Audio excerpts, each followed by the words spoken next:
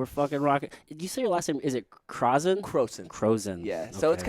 kind of a wild story behind it. Like my dad never knew any of his real family. Oh, okay. So it was like his foster name. Oh, Yeah. did he choose that name, or you said his foster name? So somebody gave it to him. Yeah, it was just like his just his adopted parents. Oh, and then you took on that name. Yeah, pretty Names much. are so weird, bro. So weird. Like when you start looking at where it's they're so arbitrary. Yeah. First of all, Yeah, right. 100%. I mean, you hear some of these names, and it's literally just like shoemaker. Well, you were a shoemaker. Yeah. Like he made shoes. Yeah, dude.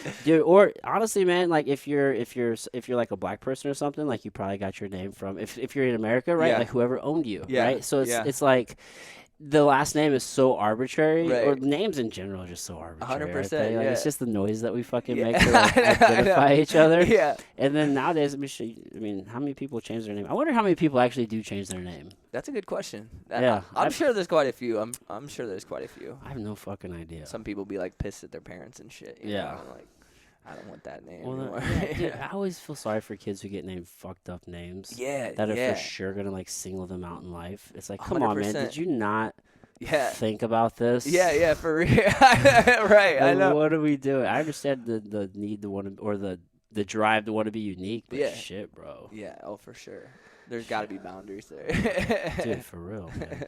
Holy shit, dude! You have such a light energy about you. You're just like a good guy. Hey, so thank you, man. I've you. like obviously I've been connected with you 100%, bro. on social media for Yeah. quite some time. It's been a while, years. I mean, you started out at Kirk's some time ago, and I Arnold remember. BJJ. Yeah, like we didn't like know each other then, but I was telling like Peaches like I've always been connected with you on social. I remember you like before you had all as many tattoos. Yeah. as Oh you did. yeah. And They came out of And, nowhere. and the hair's a lot shorter, and you're Yeah. just like way clean cut. It was just Yup. way different. Yeah, like, way man. shorter hair. But some people like have met me and don't realize I'm like the same person when they meet me later. They're like, oh. Yeah, you never. It's like when do you meet somebody in their life? Yeah. You know what I'm saying? Yeah, like yeah, it's yeah. still you, but it's Yeah. like when did you meet me? Exactly. Yeah, exactly. dude, you've gone through quite the transformation, dude. Oh, for sure, man. Just always learning more about myself. You know? Yeah. What do you think's been driving that? I guess just like the shit I'd be doing every day, you know, just Yeah. being around new people and Mm-hmm. you just new experiences and just What's made you comfortable? Because the reason I ask is, like, you've gone all in, right? Yeah, Like, oh, yeah. I mean, oh yeah, dude, you got your face tatted. Like, you're just all in on the life that you're wanting to live, 100%. which is super fucking awesome, dude. But I feel like there's a threshold in which people have to like cross over to get there. oh yeah, And it's like, how does one get there? I remember whenever I was working in the corporate space, yeah, I got a tattoo on my forearm here, and like now I have my forearm wrapped, but I got the first one on here. It was so liberating. Yeah, It was yeah. like a big fuck you It to was. society. it was It's I'm like, gonna do me, yeah, yeah, it was like, I've always told you can't do this, especially Right. if you want like a corporate job, and it's like, who's to say I fucking want a corporate job for yeah, one? yeah, exactly. But I mean, I was in the corporate space at the time, and I got it, and I'm like, well, nothing happened. yeah, Like, it's not the end of the world. exactly, It's not. exactly. So it's man. like, dude, Yeah. what helped you reach that point? Honestly, it was for me. It was just like I've always been kind of stuck in the mindset of like, do what makes you happy, express yourself. You know what I'm saying? Like the rest will follow suit. Like if you have good intentions, if you're clever, if you know what you want to do, you're gonna get there. You Yeah. know what I'm saying? So like for me, it was always like, well, I don't see myself ever being in the type of job that. And I used to sell insurance. Oh, really? Yeah, I used Holy to. Yeah, shit, I used dude. to sell. That was like, I think I had my neck done and my hands done. I didn't have any on the face, but yeah, even then, like all the dudes I was with, super clean cut guys. I was working like out of Chesterfield. So like, yeah, I was definitely like the black sheep, but it never had any negative effect. Right.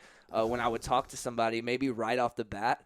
Maybe like first couple minutes in, they kind of be like, and then they start talking to me and be like, "Oh, this is a good dude," Yeah. like this guy's, he's not Exactly.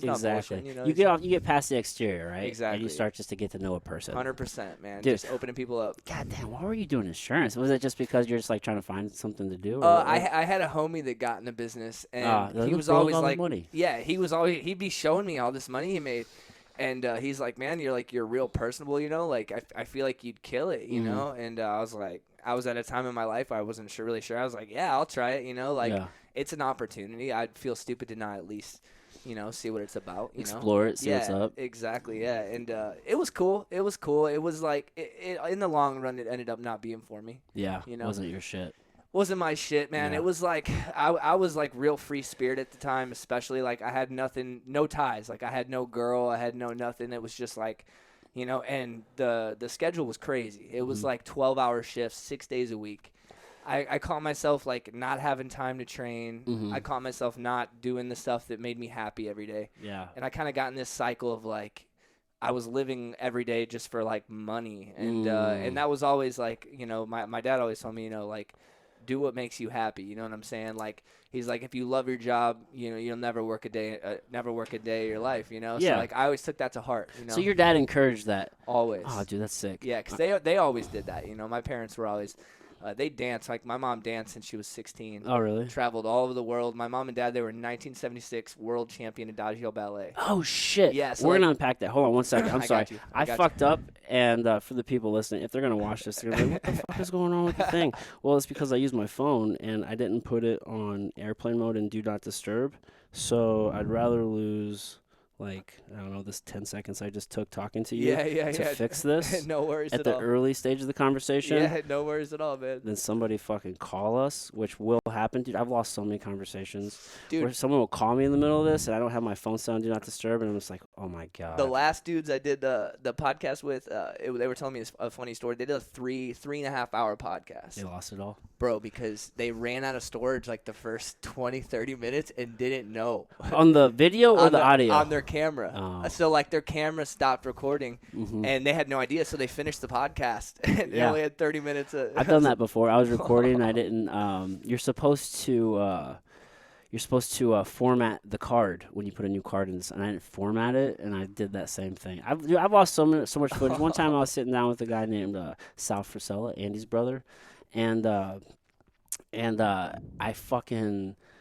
I did something just a little bit different than normal, and I started recording before he sat down, and then I went into my normal routine where I press record, and I wasn't thinking, so I stopped recording. But luckily, we got it from the video, but I realized probably like 30 minutes into the conversation, like, holy shit. Already started it. I didn't record any of it. I didn't let anybody know.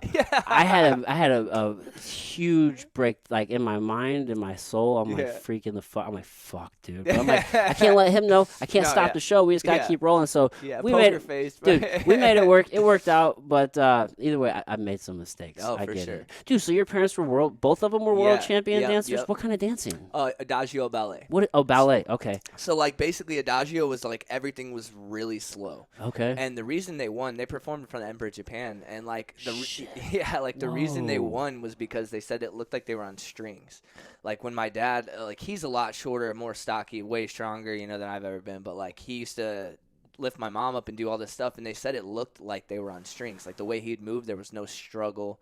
Really, just fluid. Yeah, like it looked like he wasn't even breaking a sweat. Like so graceful. That was like a big Whoa. That was a big thing. Was like when you're doing these lifts, you can't show it. You know, you have to just do it, and everything's just really smooth and like. Yeah. So they apparently, they killed that. They were the shit. In the 80s, you said? 1980? Said 1976. 76. Yeah, and like I have some, like, if you ever like dive through my my Instagram, I have stuff. They're like my heroes. Like, holy shit, dude, that's a crazy influence. So they really set you on this path of like pursue what makes you happy. 100%. Right? Like not just what everybody's telling you to do. 100%, man. What do they do today? So my mom's like an activity director at sick. like a nursing home. Oh, that's cool. Yeah. And then my dad, he just kind of helps her. You know, fuck. and my parents are way older, so my dad's 88. Yeah, they did that in the 70s. Yeah. I would imagine that they're older. Yep, she's in her 70s, he's 88, and like you wouldn't know though. I mean, that's they're so cool. They're like the busiest people I've ever met. Really? Yeah, my dad's like, he tells me straight up, like, the day you slow down is like the day when it catches up with you. You know, he's like, I'm just never gonna slow down. And 100%. He really hasn't, man. He still works out every day. He has like purpose in every day that he lives. Every day. Yep. Dude. Yep. And they're just so connected with everybody. Like they've done like marriage counseling for years. Like, you know, and for like, other people. Yeah. Okay. Yeah. Just like helping people. They're very like into like the Christianity and stuff like that. They go to this church called like Southern Missionary Baptist Church in St. Peter's. Okay. Very connected with that. And just how long have they been married? About 50 years. Shit. Man. Yeah. You have a rare example, right? You have a very healthy example 100%. of a relationship. They're like best friends. Like they are like glued at the hip. Wow. You would have thought they just started dating. This helps me understand you more because obviously it's always outside looking in. Totally. But from what I can tell about you is you're equally a lover as much as you are a fighter. 100%. Bro, because you're very much a fighter. You have a very hard exterior. Yeah. You fight. You Yeah. like to do that shit. I love it. But from what I can tell about you, you love fucking hard, bro. Bro, 100%, man. Too hard, man. So like as I'm talking to you, it's coming together. It is, man. Like the love is in me. Too for hard, sure. huh? Yeah, I've walked into some walls, man. For sure. It's got me in some bad places. Dude, but that's the journey, right? Exactly. Dude, like it's living and learning, man. Yeah. Whoa, that's so crazy. So you're probably almost more of a romantic, like, which will let you probably lead you into some maybe unfavorable relationships. Oh, big time. Big time. Yeah, because there's a lot of people out there that are, you just give that to anybody and it can end pretty bad. It'll fuck you up, dude. People How old are take you? advantage of it. 29. Okay. Yeah. Yeah, dude. And especially when you're young and you love hard. Oh, dude. When you're young, man. it's so hard, dude, because we all have to walk our own path and we're all going to do it regardless. 100%. But Yep. you shouldn't really be trying to love anybody. No, it should come very up until a certain point. Yeah. You know what I'm saying? Like, here's the thing: you're gonna fall in love. 100%. You're gonna fall into lust. You're gonna want to. You're gonna have this attraction to people. But like, once you get like, hindsight being 2020, what I understand is while sometimes it works, most often the human is not in a place to be able to really give the way in which you need to give 100%. in a relationship. Yeah. Like, you're still so selfish in the early part of your life. You're still trying to figure out who you are. Yeah. You don't know who the fuck you are, what you want to do. Like, all these things. You're right. How can you be with somebody else who's also going through this chaos in Exactly, their mind? yeah. You know what I mean? Like, I guess it works, but in the long run, it's like, does it? Yeah, you hear about people that like meet when they're like 15 and they've been together like forever, and it's just like that's crazy. Mm-hmm. That's so rare, especially these days. Like it's so rare, man. Yeah, and how much of that is just because like social media, right? Like there's just too much choice. Yeah. Like there was was a time where people were committed. It's like, all right, I'm gonna meet you, and it's like I'm not worried about it. It wasn't as hard. Now you have everything's right in front of you. So many choices. Yeah. So many choices. Like the temptation is like all time high. Yeah, I just saw something today. I was talking about how everything on social media is talking about how, or at least portraying how, this other place is better, this other person is better, this other job is better. There's always this thing that's not where you are or what you have that's better. That's always got you going for the next thing. And at a certain time, you just gotta just work what's in front, like what is in front of you. Work with that. Quit worrying about everybody else's shit. All you're seeing on Instagram is the good. Everybody just be posting the best of what's going on in their life. So it's like, it may look amazing. It may look like this person just got it. But really, you don't know what's going on. That could be a cover up. That could be like a front for it's a highlight reel. Bro. Exactly. Yeah. Exactly. And I got a lot of homies that like have Instagram, but they don't really, they're just kind of like, they might as well not have it, Mm-hmm. and they're like the happiest dudes I know. You'd think they just got nothing going on, and it's like, so I guess it's like to each their own, you know what I'm saying? Yeah. Like, I'm not going to say I don't fall into the category of posting a bunch of shit, because I do. We all do it, man. Yeah, I do. Well, especially when you're trying to build something. Even more, yeah. I want people to follow me. Exactly. I want to be as active on social media as possible, I mean, most of the clientele I get, even like in the church, it's all social media. Right. It's like, I think it's funny because like, there's a lot of like Instagram went down for a day. I don't know if you remember that a little bit ago, went down for a day. Yeah. And I had so many people who I'm like, holy shit, like I don't even have their numbers. I communicate on Instagram with these people. Like Instagram goes down. How do I communicate with them? Yeah. Well, dude, think about this. How many people, myself included, I'm trying to do better about this, but rely on the fact that they just rely on social media just being there. So they do things like store all their photos and videos on there. Yep. What happens if your account gets deleted or it goes down? And then now you have 10 years of memories on this platform that you didn't back up somewhere else. Yeah, I know. Dude, it happens all the time. People get locked out of their accounts. They have to start a new one or some shit. Now they just, it's like, what the fuck? Yeah, some people be building that shit up too real high and then lose it. Like 100,000 followers and then lose their Instagram. You know what I'm realizing? More people, they're just investing money in this shit. Like, I'm sure some people just do the work and grind, but the amount of these people that are just hiring companies to do it for them, I know, because they're so busy. You're so busy, and at the end of the day, I totally, whether it's a company or individual, I fully intend to hire somebody to help me do social media. Absolutely, you know what I mean? I can't do it all. No, like I'm always gonna run my personal. Yeah. Like, you know what I'm saying? But there's going to be people producing my content for me. Like, I'm not going to be, like, producing all the content. You know what I'm saying? Like, definitely. You can only do so much. Yep. Bro. Yep. Oh, my God. Absolutely.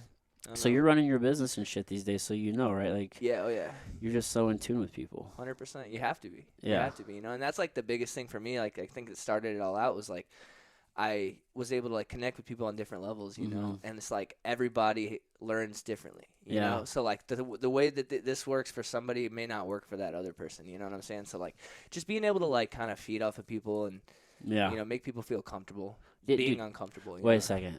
So people are different? Just a little bit. Right? It's like, what? I know, right? There's not one size fits all for everything, for everybody? No, man. Fucking weird, bro. I know. Weird as shit. I know. It's probably the less of it we've seen, but, you know, it's like, it seems like everybody's trying to be like this one main thing, which is just being, like, cool and liked and fucking. Yeah, you know. one size fits all for everything. Yeah, for sure. Fuck all that, bro. I'm with that, bro. Dude. I've been weird forever, man. I fucking, yeah. Did you used to skate as a kid? You were a skater? Yeah, oh yeah. Okay. Oh yeah. Yeah, I credit carded myself real bad one day, and that was pretty much credit carded yourself. What is that? It's like I was trying to pressure ollie off this loading dock. Okay. And my board went boom, and I landed it just right in the gooch. Oh shit, yeah. bro. Bro. Oh. Yeah, that took it out of me, dude. How violated? It was pretty violated. I don't think I touched a skateboard for like a week. Whoa. Yeah. That's the thing. I don't want to fall. Yeah, no. I love same. skateboarding. Same, bro. I love watching. Dude, when I was a fat kid, like I was a little kid, I was fat, and I used to love. Shit. Yeah, big time. And I used to love skateboarding. And I broke so many boards. Dude, I broke so many bones. Yeah. Well, the point is, I remember one time I tried to do it. I don't know what kind of grind it is, but it's where you're just like in the middle of the board. Board side? Sure. Oh, yeah. Sounds about right. Yeah, I don't know. But either way, I fell right on my back. Like, my feet kept going. I fell right on my back. Board side for sure. I'm just like, bro, this shit sucks. It's not for me. It's not for me. Same. I love watching it. I had that moment, bro. That wasn't even a bad one. I watch these people, man, get slammed so fucking hard. I know. Jump down 10 stairs. Yeah. Eat it. Yeah. And then get right back up and do it try again. I know, bro.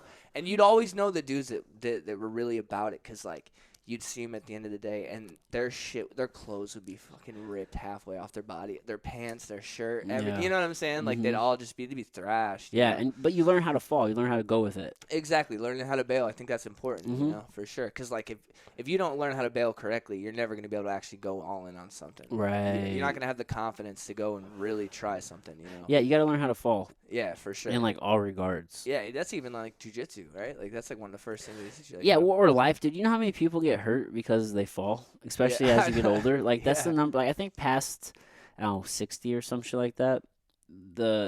That's the number one thing that like hurts people is fall. Just not catching yourself correctly. Yeah, not being strong enough or having the ability to catch yourself. So, or just learning how to fall, like break a fall or some shit. Yeah. I always think of like professional wrestling. That's one of the things that they teach them is how to take a fall. And then you see these motherfuckers jump off like the top of the cage or the top of the top turnbuckle or some shit. And it's like, man, gravity hurts. Oh, hell but if you learn how to fall, it disperses that energy, right? Yeah, it helps a lot. Yeah, bro. Yeah.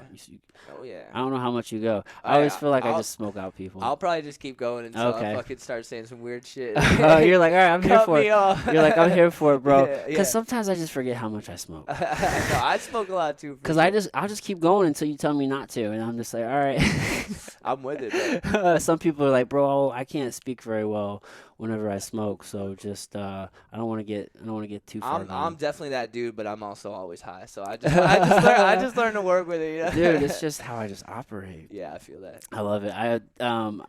This is going on a tangent. We'll come back to what we've been talking about. But do you listen to podcasts or? Yeah, for sure. What are you into? I listen to a lot of Joe Rogan. Rogan and shit. Yeah. Did you watch the one with Snoop Dogg?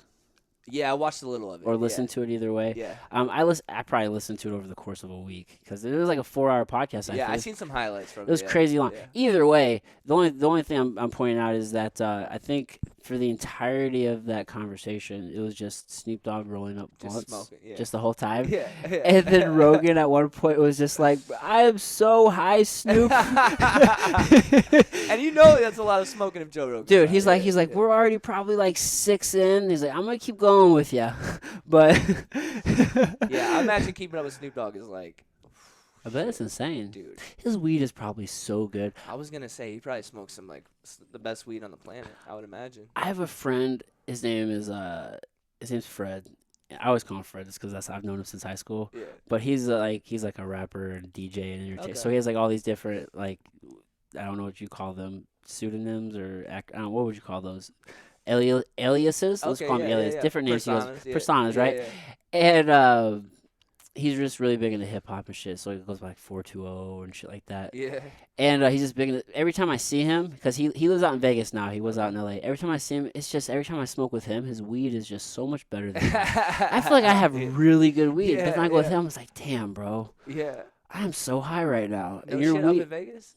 Well, he'll slide back to LA and get his weed. Get that Cali weed, Yeah, I get that. You know what I'm saying? Like, cool but even like the best weed in the country is not even coming from Cali anymore. Right. Like good weed's coming from there, but like we were talking, like Michigan seems to be where it's at these days, bro. Colorado. Yeah, apparently Oklahoma is the Wild West right now. Yeah, I hear it's like the Wild West down there. I didn't even know they had legal weed yet. I don't know how legal it is. I know they have medical down there. Okay. Yeah, I don't know if it's like recreational, but yeah, they got a space down there. Apparently, it's like the Wild West out there.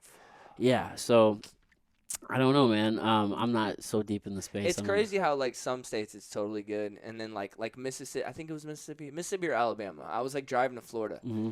I was like looking up the laws, you know, and I think it's one of the two, Mississippi or Alabama. But like weed laws are, dude, you're getting arrested. Like archaic. You're going, You know what's interesting? If it is Mississippi, you know what's interesting? I'm pretty sure it was the University of Mississippi who was the only place to like grow cannabis for research for the government forever. Shit. Yeah, they're growing like this really shitty weed. Yeah, it's like all this time they've been locking people up for weed. They've been growing it. Yeah.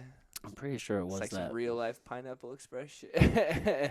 Yeah. You know? That's the shit. Yeah, they were just making fun of like real life shit, dude. The government is just people with way too much power. 100%. It's all about money, man.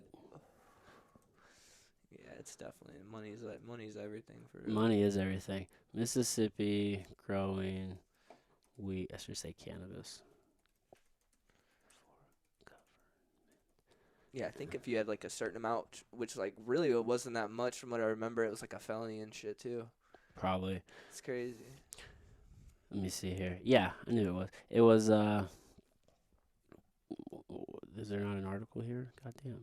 Oh, yes. So the federal government is partnered with the University of Mississippi to study cannabis longer than they've been waging war on drugs. In 1968, the University of Mississippi won the government contract to provide standardized weed for research purposes and immediately grew the first ever crop of research weed. So that's my point. Like, isn't that interesting? Mississippi? Yeah. And then, like, meanwhile, it's fucking legal as hell. You know? Yeah. Throw you in jail for some weed. Dude, there's a whole bunch of reasons behind that for sure. Yeah, bro. Greed. That just seems to be the fucking answer.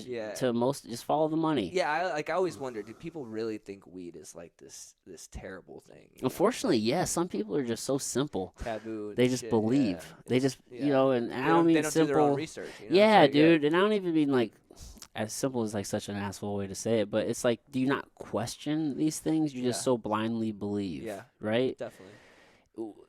I know people who will drink themselves blackout drunk and then will be like, no, well, cannabis is illegal, so I won't do it. Yeah. It's like, where's your ration there? Just because something's illegal. Like this is actually proven to have real life health benefits. You know. Yeah. It's like. Yeah.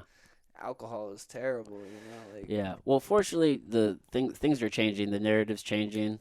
You know, obviously, I'm trying to like keep in mind that not everything is for everybody, right? Because obviously, I've been doing this for a long time. So for me, I'm like, oh yeah, man, everybody should do this. Yeah, I know that's how I feel. But it's definitely not for everybody. The more I learn, definitely. But it's for a lot of people. No, definitely. Yeah, you shouldn't go to jail for it. And I feel like even like the people that didn't have a good experience with it, I feel like that might have a lot to do with like a strain too. It could be anything. Because everybody has their strain. You know what I'm saying? Like whether it's indica, sativa, you know. It could be. And like some people be having like anxiety and shit. They be smoking like a strong sativa and like next thing you know they're like panic attack. You know. That happens. And like, you know what? And when did you do it? If you talk to a lot of people, like when did they have a bad experience? It was often like somebody who's older and it was. Back in the day, they probably had some shitty ass weed, or they were younger. Not as strong. There's a number of things, but there are definitely some people who maybe maybe they just have like mental issues, and maybe they're just like on the brink of like a schizophrenic break or something like that, and cannabis could push someone like that over the edge, is what I'm learning. So totally. Maybe for some people, and like in those cases, but in general. a lot of people can benefit in a lot of different ways, and it's not always Big just time. about smoking it. That's the thing. There are so many different ways. Tinctures, edibles, yeah. Exactly, dude. Yeah. And even if you did want to, I mean, you could always do like a vaporizer, Totally. which is Totally. far less Yeah, harsh. like those pens, like those things. Yeah, they're amazing. Mhm. Like they're literally like it's like basically you're eliminating like all the tar from the plant, you know. Mm-hmm. Just getting like the medicinal part of it, you know. So it's, There's a lot of options these days, man, and we're learning more and more all the time. yeah, it's like the constant. science is crazy. Yeah, my buddy Chris, he's real big in the whole like you know, science behind weed and everything, you know. Yeah. And So he probably like, gets pissed off when he talks to people like. oh you yeah, and me. oh yeah, It's terpene. It's the terpene profile, bro. No, he is. He's like genius with everything. Mhm. But he was telling me how like they're just now finding out about like the endocannabinoid system. Yeah, the endocannabinoid system, Yeah. dude. It's been around forever, Yeah, man. it's crazy. It's one of the bro. original human systems. And it's literal proof. You know, Yeah. it's like this enhances. You know, Dude, well, it's think about this. Like, why does this plant essentially grow everywhere? There are people all over the world in so many different conditions. yeah, 100%. It's still here. Like, we Yeah. cannot eradicate it. No, You not know at what all. I'm saying? Yeah. Why? It just seems to be very closely connected and deeply rooted in the course of human history. Right. You know what I'm Yeah, saying? I yeah, mean, it's been here. yeah, I mean, you can find it. And there's THC receptors in your brain. Yeah, bro. You know, it's like to think that just like naturally, like we were made to ingest this. Mhm. You know what I'm saying? Like, Yeah, there's just so many benefits. So many benefits. Dude, I started using cannabis when I was 14 years old, bro. I don't Yeah, recommend same. that for everybody, save but 13 for me. Yeah. First time I tried it was 13. 13, yeah. See, Yeah. so it's like It was crazy, dude. I'm going on 20 years, bro. Yeah, yeah, What the fuck, bro? yeah. It's crazy. You're all in, bro. Yeah. I'll do this forever. Same, bro. Forever. I couldn't imagine not, man. Yeah, it just keeps people. Some people will talk. Now, here's the thing. Anything can become a problem for anybody. Oh yeah, You can know do what I'm too saying? much. You can train too much, you know. You know what I'm saying? You Yeah, know, absolutely. you can definitely let yourself fall into bad habits Totally. with anything. Get lazy and lethargic and shit like yeah, that. But definitely. that's just person dependent, and It you is, just got to it be is. smart about it. And I feel like if anything, it's like, yeah, it makes certain things more difficult. Like doing those things because you're in kind of like a chill mindset. But doing them, it's like builds the discipline even more. You know what I'm saying? Because it's like it's even more, it's even more difficult. Oh, there you go. Yeah, adjust that for me a little I bit. was losing. I got you. You're good. Here, and maybe if your cord's hanging on that, maybe it'll help you. Ooh, I see what you're saying. Yeah, that might help you a Oh little, shit. a Okay. little more comfortable. Okay. There we go. Oh shit, here we are. We're in there. Hey. God, I wonder how long this. People are gonna be like, "Motherfucker, speak it to the mic." I'm sorry, guys. We're high. We're just talking. Yeah. We're just talking. I'm sorry. Real But yeah, high. for real. What the hell did you? What was the last thing you just said? I've never been good at this. Shit. Fucking weed, man. I love it. Oh no, I was saying it builds your discipline even more. I Oh, feel it like, can. you know, if you're stoned doing something like there's times where I'm baked and I'm like, shit, I need to like wash my face. Like I need to do that, you know? And Yeah. There's times where I'll be Sometimes it builds that resistance even yeah, more, and you got to it's overcome hard, it. yeah. Man. And here's the thing: Definitely. tolerance is different for everybody. Totally. You know what I mean? Yeah. Obviously, like you and I doing this, we're gonna operate very differently than somebody who's not used to doing this. 100%. You know, Yeah. and I'm aware of that every time I'll smoke with somebody on here. Like for example, like Peaches, he like stopped probably like halfway through the first one, Yeah. and like we put it out for a second, No shit. and then we probably started the second one, maybe towards the end of the conversation. Okay. Yeah. Kind of picked back up on it. Yeah, like yeah. and it was like at a safer point for me. yeah. So everybody operates differently. For me, I'm just like, let's just see how high we can get.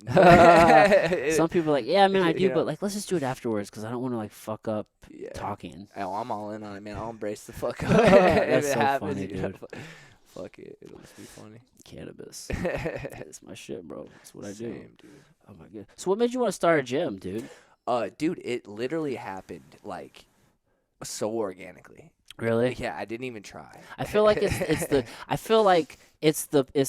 that whole lover and a fighter thing. It's like blending the two. Yeah. Were you just training people and then Dude, yeah, training I was something just else? training myself, and I had a bunch of homies that were like wanting to like kind of better their life, train and get healthy and shit. And like, I had done it a lot as a child just because my parents were really active, you know. So like, always played football. Like, was always like training in some way, you know. Mhm. My mom's like real into health, like one of those kind of people that like all natural everything, you know. So like, that was always a big part of my childhood as well, you know. So it's just like shit I took with me, and like I just had homies that wanted to like start training and like eat healthy and all this. So like I would just take people under my wing and kind of like train with them, and we just do workouts, and I'd just like give them diets and stuff like that, you know, and like it just kind of turned into like one thing after the other. Next thing you know, I had like 5-6 people that like killed it, like looked incredible, you know. Like I had my buddy Jack, he was like fighting and stuff, you know. And just brought in like a lot of people, and then like I started training this dude, and he was just pretty much like, dude, like I'm gonna pay you. And I was just like, what? No, dude, like I do this all day anyways, you know. And I was like, he's like, yeah, I'm gonna pay you. I feel like you deserve it, you know. And I'm like, all right, you know. I'm like, I won't argue it, you know. And then it just kind of like started popping off. I was like training people at a park. Yeah, I saw that. You know what I'm saying? Yeah, I didn't even have a gym. I just had equipment. You're just like, show up and let's do work. Bro, yeah, just all equipment in my trunk. People sprinting fucking down that way. way. Yeah, dude. Just the hardest shit I could think of, you know, this like. That's so funny. Body weight stuff that might have went out. Oh, here. Okay. You want it or yeah, you want it? Here, I'll give you that. But yeah, dude, and it just kind of sprung into like me getting a pretty good group of people, you know, and like and then I had a buddy, it was getting cold, and I was like, shit, I don't know what I'm going to do, you know? And I was like, it's getting cold, so, like, I had a buddy who let me, like, rent out his garage, and it was tiny. Is it insulated? I don't even think it was, dude. But it's just better than being outside. Yeah, it's just better to be outside. If you're moving, who gives And when a we shit? started, I had, like, these little space heaters, bro. It'd be, like, 50 degrees, 40 degrees. Like, I swear to God.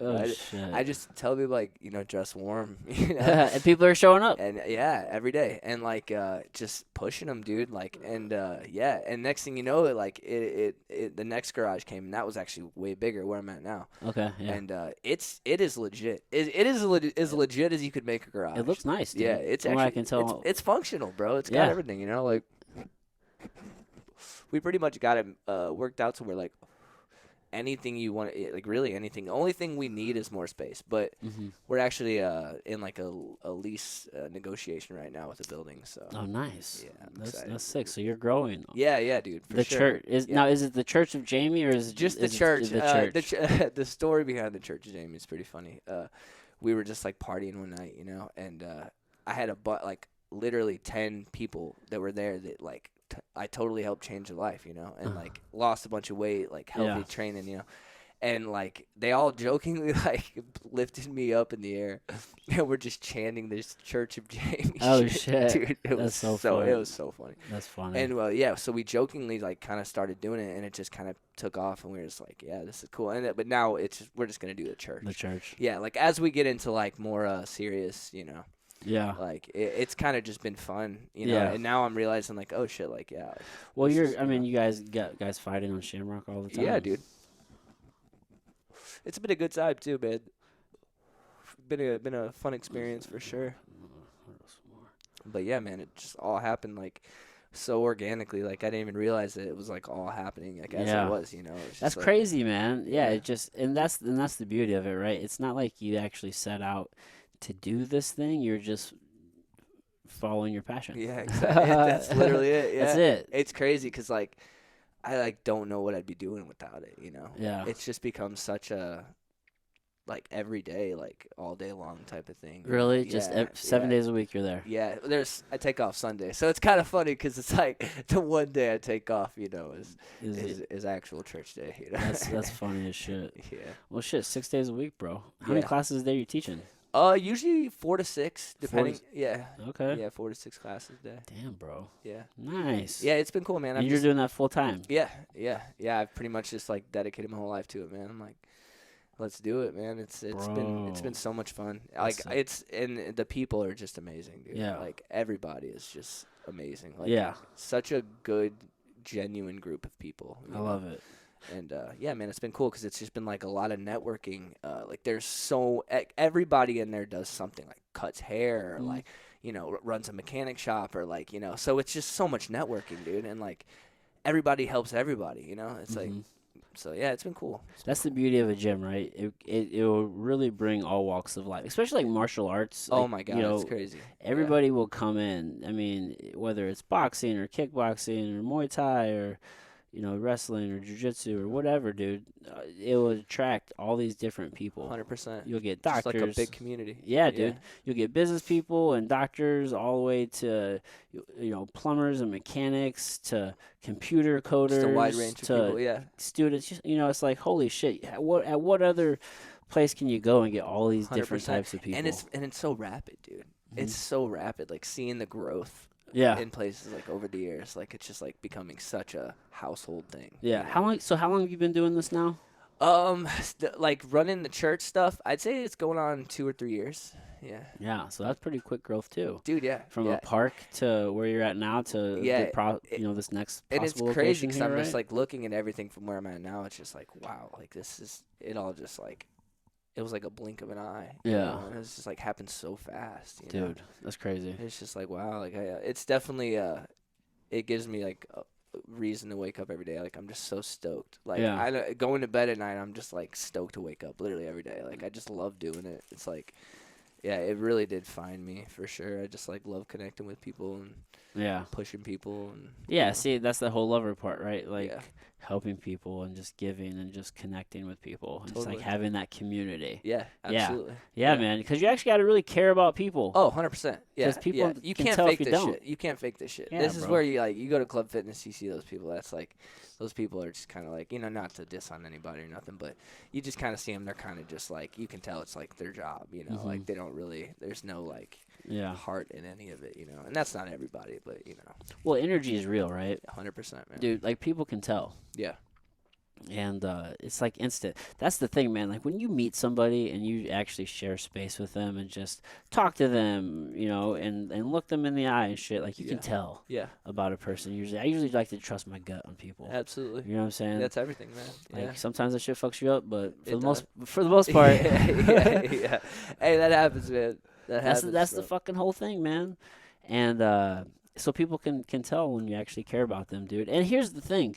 People don't know how good they can feel until they feel it. Yeah. And they don't know how simple it is. It's not hard. Most people know what to do. 100%.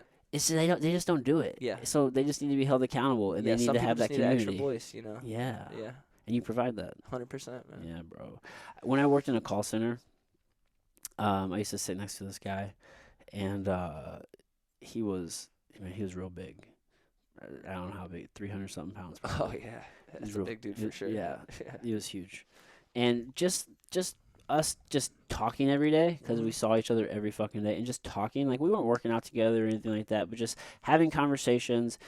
He started to change the way he ate and trying these different things and working out and like getting healthier, and that dude lost a shit ton of weight, dude. 100-something fucking pounds. I love it, dude. Just a lot of weight, and all I did was just constantly just having the conversations. Yeah. I mean, he had to do all the work on his own. Oh, totally. You know what I'm saying? But just having that influence and having that constant checking in, and to keep you on track, just accountability, dude. Yeah. It's a game changer. Oh, 100%. And I'm like, I'm probably annoying how up people's ass I am. Really? Oh yeah. That's like so every funny, day. dude. I'm always man. See, now I don't like to babysit though or hold hands. Like I want to make sure you're doing the work. 100%. Like, you gotta fucking do it. Yeah. I can't do it for you. Absolutely. Yeah. Yeah. Man. If I start getting energy that it's like maybe not, working so much, I'll kind of pull off totally. Yeah, you're like, all right, maybe this like isn't what for you you. do with like an ex-girlfriend or some shit. Pull off, and then she ends up wanting you more. That whole game. For real, bro. Yeah. Shit. Yeah. Dude, some people are like artists when they roll with shit. Oh, you ever see that?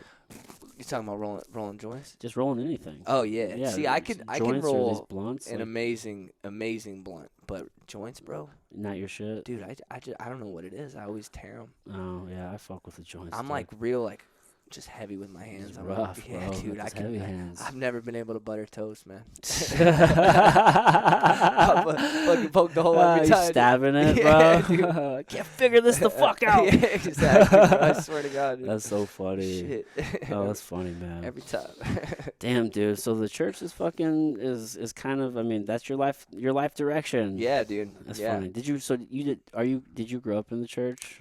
You said your parents were totally. Christian, Yeah, right? dude, I did. It's not your jam these days, though, right? No. I mean, I just, like, I believe in God. I'm not gonna say I don't believe in God. I believe in like something, like a bigger picture. Like something that's kind of right. Just maybe not within like the parameters of like the Christian. Exactly. I don't follow like the philosophy. Bible as much. I'm not as religious as I am just like like spiritual. I guess. Yeah. I got faith and shit. I feel like there's something bigger out there for sure. But dude, I mean, just the more maybe just the more perspective I gain, and just maybe different psychedelic experiences. Absolutely. Oh and shit. yeah, It's I'm just with like, that. bro, it's just different. Yeah, it is. It's crazy, and that whole topic is just like it's nuts. Yeah, it's one of my favorite things to talk about, but yeah, it's one of those things that you can't understand it until you do it. Yeah, like you 100%. can listen to people talk about it and trying to get an understanding, but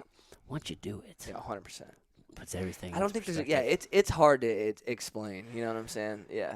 I've talked to people about it. One time, I had a very heavy like mushroom experience. Yeah. And it was actually it wasn't a good one for me. And it's totally my fault because if you've heard this before, I'm sorry, but I fucking made plans that evening. Yeah. And I took 7 grams, bro. So I was yeah, I know, right? Here's my thing. Shit, in my bro. mind, I'm like, all right, before I do this, I'm like, all right, this is gonna be like a 4 to 6 hour trip. I got plenty of time. Yeah. Because I'm not going out till like in the evening. And I did this at probably like 8 o'clock in the morning. Oh, this is early, bro. so I had plenty of time. But either way, dude, I proceed to leave this universe, bro. It's just more and more intense, more and more intense, and I feel like I'm about to just like lay down and fall asleep and just go off to this place. And in my mind, I'm like, fuck, if I leave this place, I'm not going to come back until at least tomorrow. I feel like I'm going to miss everything. So I start freaking the fuck out because I'm trying to leave this universe, but I need to be here. So I start panicking and shit. Yeah. As a result of me panicking, because like it's just getting more and more intense. Oh, yeah. There was a period where I was just sitting there, just laughing hysterically. Oh, that's the mushroom. It was such a beautiful day. I'm on my little patio here. There's just nothing but like vegetation. There's a whole bunch of vegetation, and there's like a little creek behind where I lived. I was in this apartment complex. And it was perfect, dude. It was so fucking crazy. And just the intensity was just coming and coming. You know what I'm saying? Like just waves, bro. Yeah. It was insane. Shit's just fucking moving. Dude, and just the colors and shit. So then I go inside and I'm like, holy shit, this shit is coming on intense. And I'm about to leave this place, right? Oh, yeah. And then that's when I start freaking out.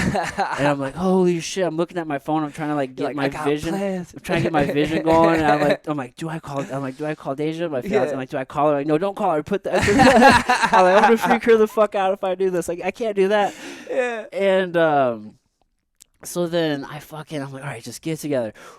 Just breathe.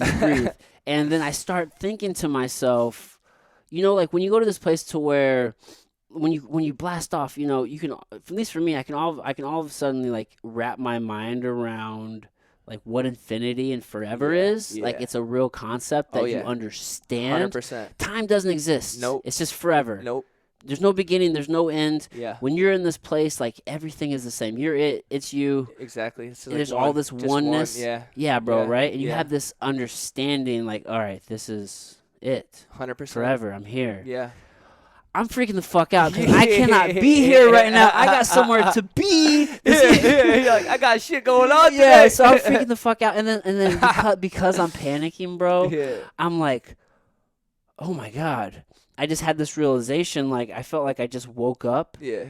And this was my reality now. And I'm like, holy shit, dude. Like, I just had this understanding about something. I'm like, I started thinking my life was a dream. Yeah. I'm like, my whole childhood, I'm like, my best friend, did I have all those experiences with him? I'm like, are my kids? Did that really happen?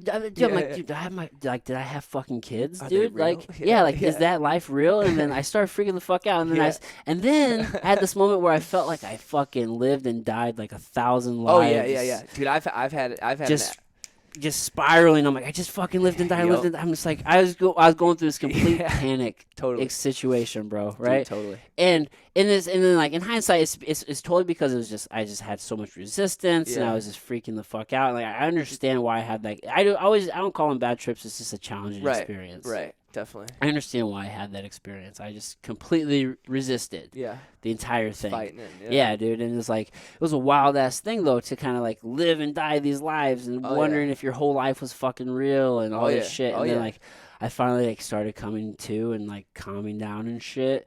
And then that long ass story to bring me back to my point where when you're talking to people and they don't understand, because dude, that evening I'm with my friends and stuff and like I'm just like, guys, like, I just had this experience. I'm trying to talk to them about it. And I just look at them and they're just like, oh, okay. It's just going right through just glazed over. And I'm just like, you just completely were just like, yeah, dude, I understand.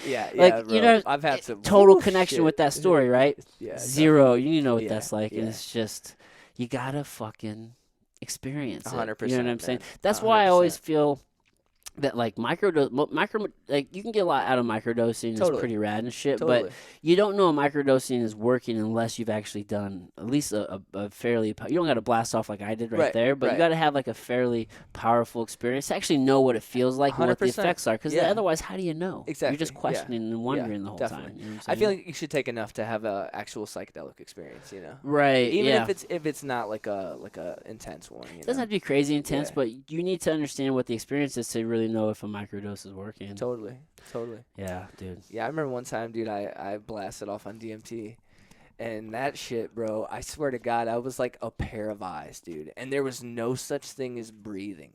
Like, there was no inhale, exhale. Really? It was just, it was just complete, like, it just was non-existent. You didn't breathe. I was like a pair of eyes, dude. I had no limbs. Just in this place. Just a pair of eyes and shit. Yeah, dude. I've had some pretty crazy trips. I remember one time, this is kind of more of a funny story, actually. Me and a couple of my buddies were tripping mushrooms. My mom almost called the cops because she thought someone robbed the house. Oh, shit. We were chilling in the garage because that was like the one place we could chill where we could kind of be loud and like smoke and like, you know, whatever. And I started tripping, dude, and I decided it would be a good idea because it just looked like a garage, you know. I was like, I'm going to take all the paintings and all of, like, the dope home decor, and I'm going to set it up in the garage, like, around us. That's so funny. So, like, I had, like, all these paintings, and, like, I had, like, these mirrors, and I would put them on the floor. So, like, I don't know if you've ever tripped and looked in a mirror down. It's fucking weird, dude. I have not. It's so weird, dude. Whoa. It's so I can imagine, but it's so weird. I'm going to have to try it. Yeah, bro, that shit's I love looking at myself in the mirror. Yeah, that shit's crazy. Yeah. It's like the amount of times your face changes, you know? It kind of, to me, looks like I'm a painting. Yeah, a little bit. I can see that. I can kind of see that a little bit, and then, like, my face will kind of, like some real serious, like, CGI. Melt. Yeah. You know what I'm saying? Melting. I hate using that term melting because that's not, it's almost like brush strokes. Yeah. I've definitely seen some movies that do a pretty good job kind of depicting that sometimes. Dude, you seen Midsommar?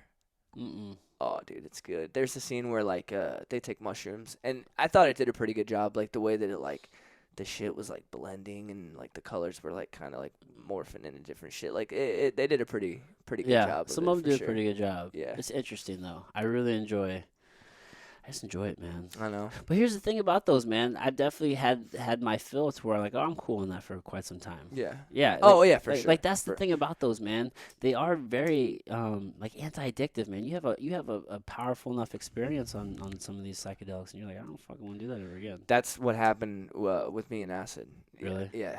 I had gotten puddled. It's a long day, dude. It was rough. It was probably like the darkest place I've ever been. What do you mean puddled? So basically, make a long story short, we were looking for acid, me and a couple homies, and we got word that there was this girl having a party, and there was a dude there selling acid.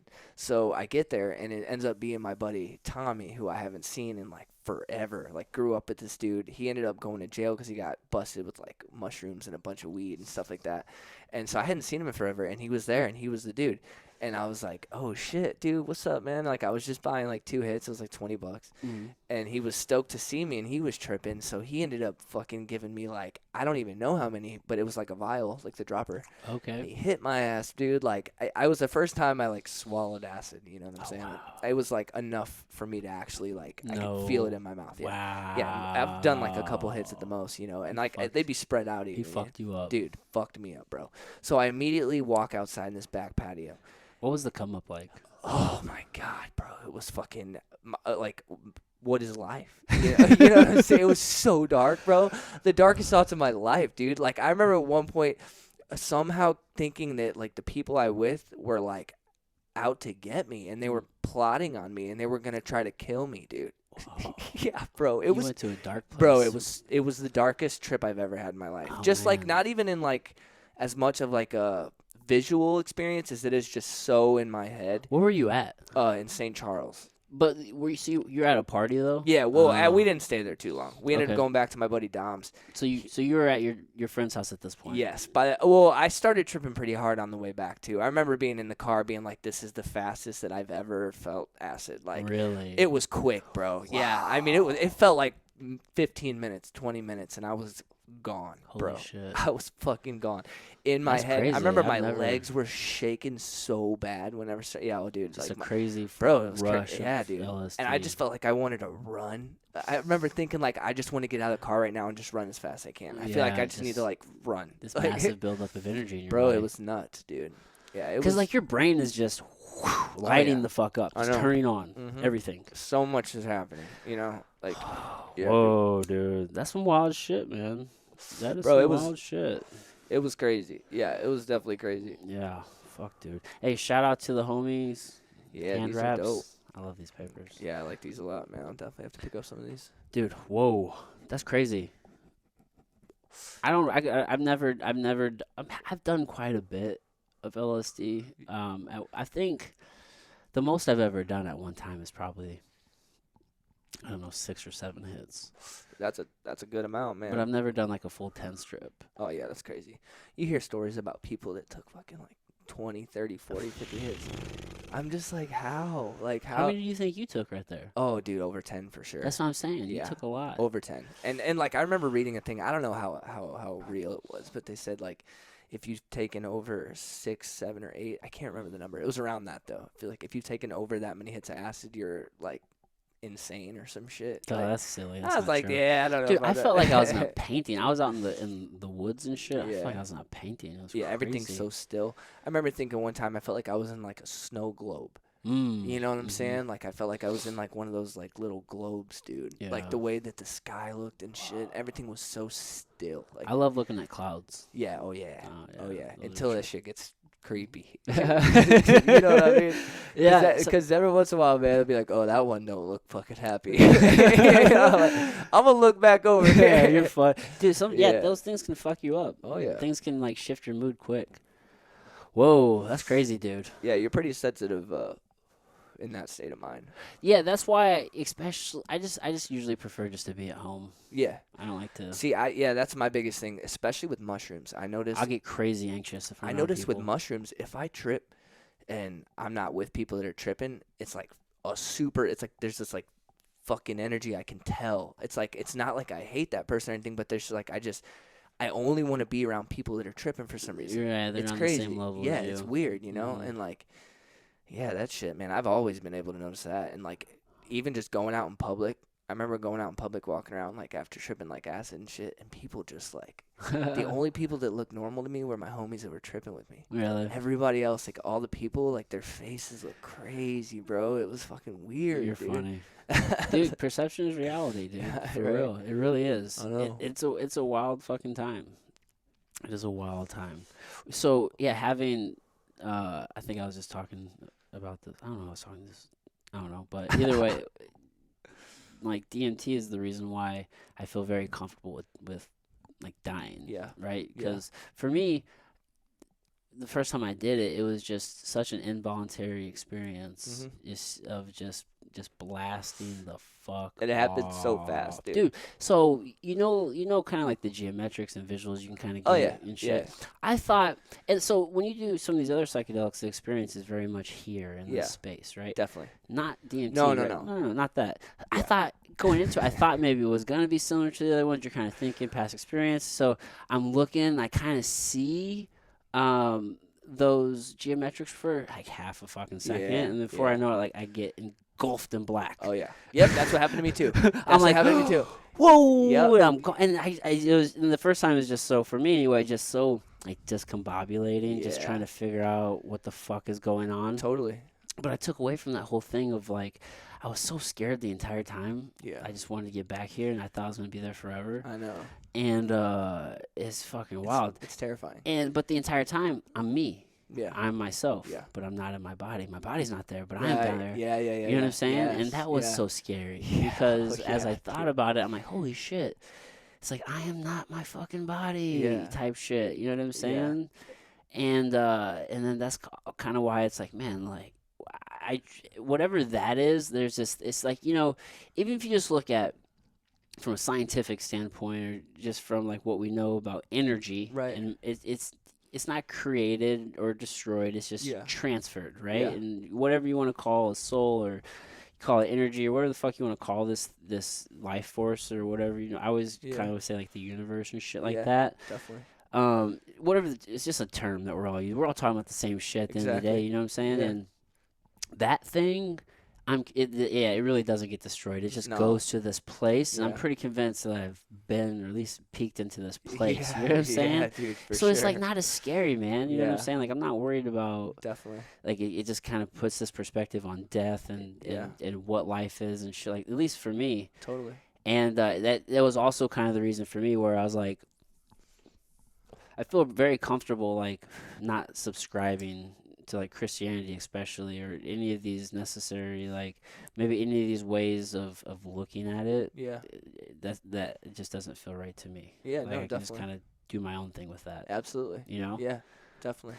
So at least growing up in Missouri, you know, this is like the Bible Belt. Oh, it's yeah. a part of it Yeah. anyway.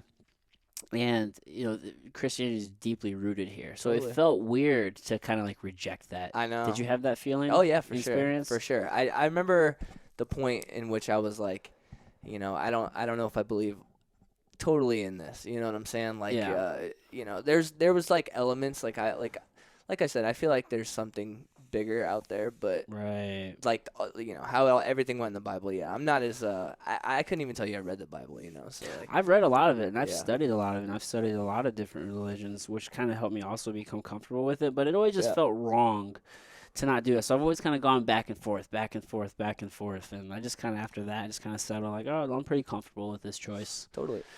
So yeah, man, it's been some interesting shit. Yeah, for real.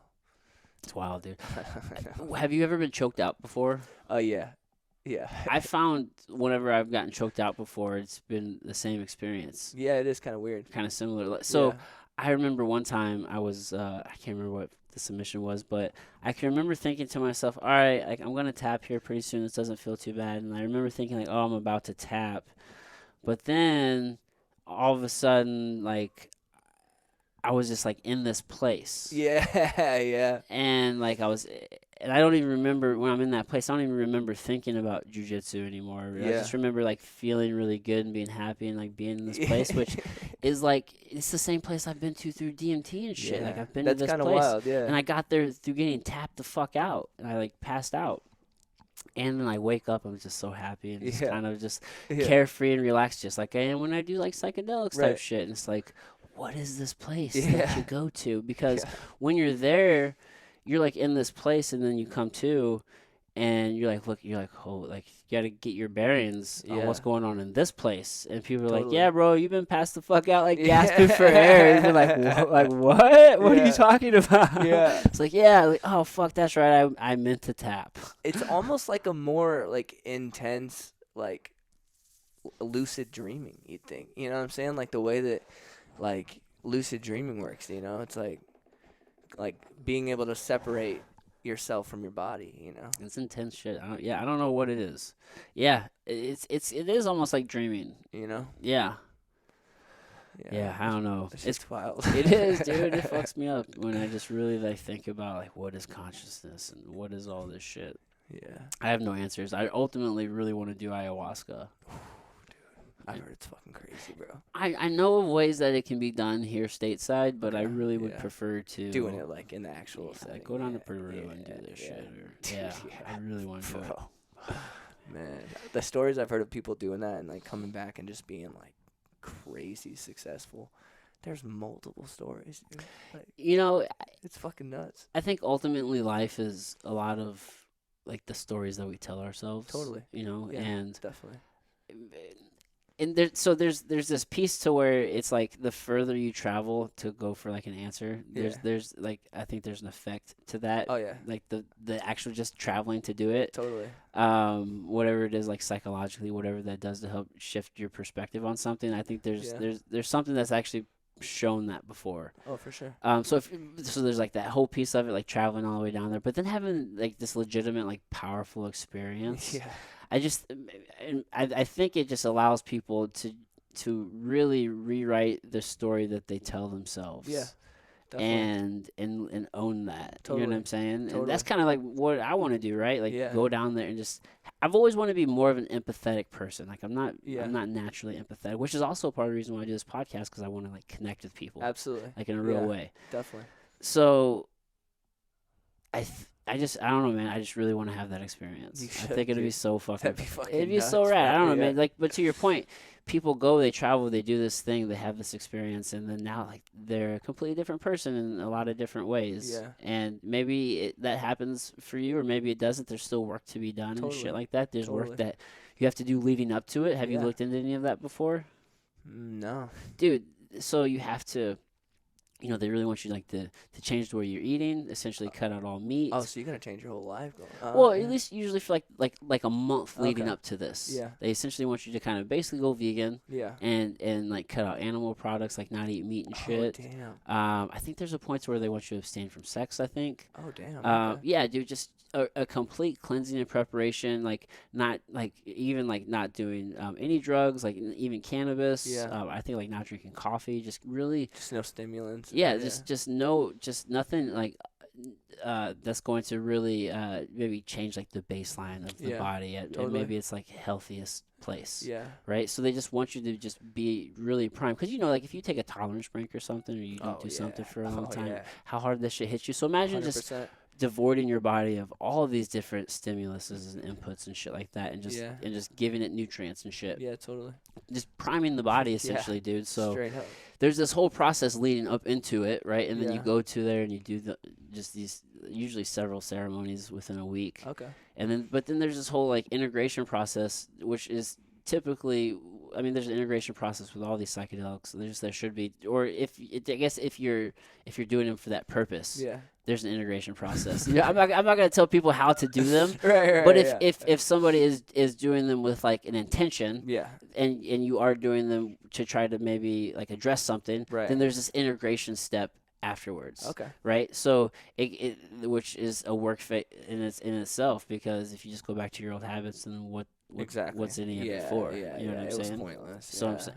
So yeah, man, it's high on my fucking list, bro. Dude, that'd be fucking crazy, dude. That'd be crazy as hell, man. It's just, who knows? Just being in the jungle. Yeah. What you experience. Yeah, man. Dude, that'd be wild. I don't know. I remember, so whenever I did do that crazy powerful psilocybin, I remember sitting on my patio, and there's just all this vegetation, and I just remember feeling like there's a presence of like this woman, this elderly, dead ass, bro, this elderly like woman figure, kind of like crunched over like this, but it was so crazy. Like I had that feeling. Yeah. So like, I don't know what the fuck that is. What was that feeling of that presence, bro? I'd like to know that shit. Plants are crazy, bro. It's fucking nuts, bro. There's an intelligence in plants that we don't really give credit to. I think there's such a hubris with humans. Yeah, absolutely. And like, what is intelligence? Yeah. And even like, what is technology? And we just forget how powerful. Oh yeah. Presents are. Oh, 100%. Or presents, but plants are. Presents too. Christmas time. Hey, anyway, let's start. Hit me with that Venmo, Cash App. Yeah. Anyone want to donate to the show? Right. No, but like plants are fucking crazy, dude. Yeah.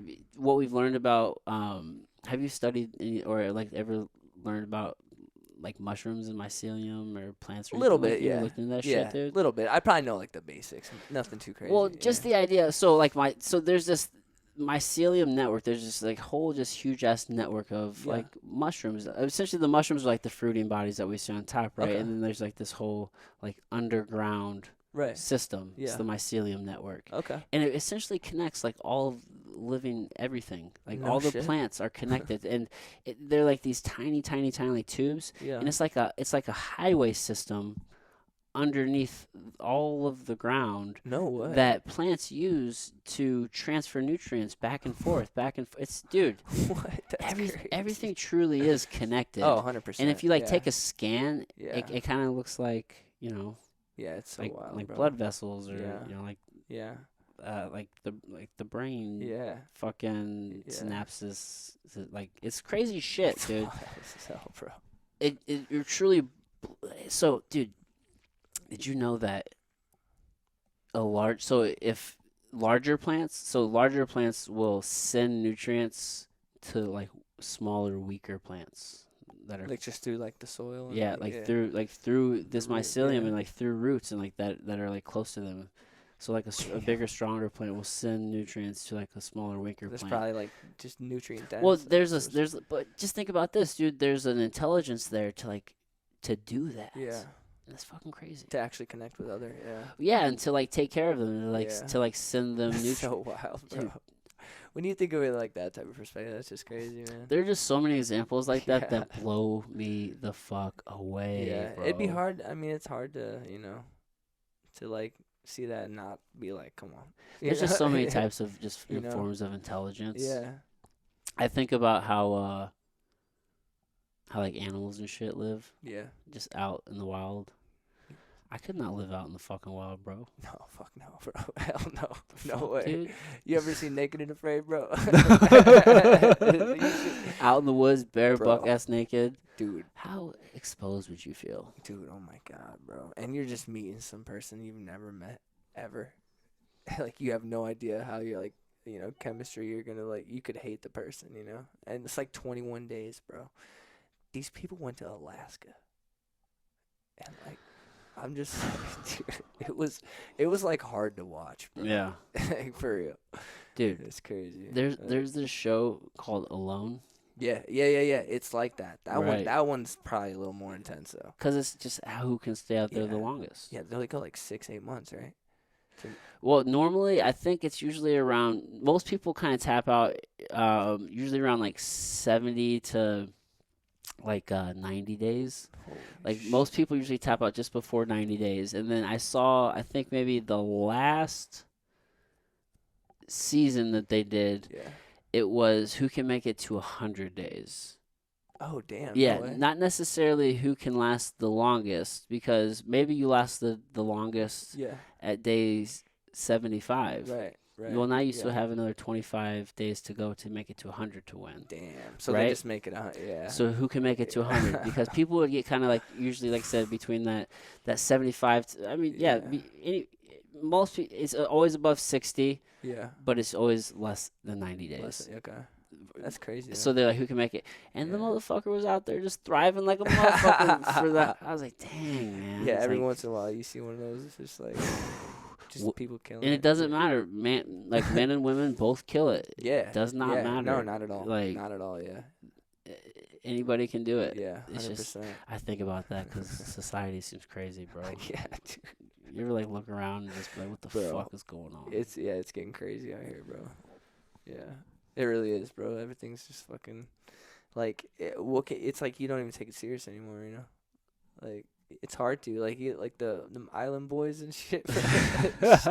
Shit like that, dude. It's just like, dude, you can't trust, or you can, like, there's just so much information. Yeah. I don't even know what to trust anymore. I know.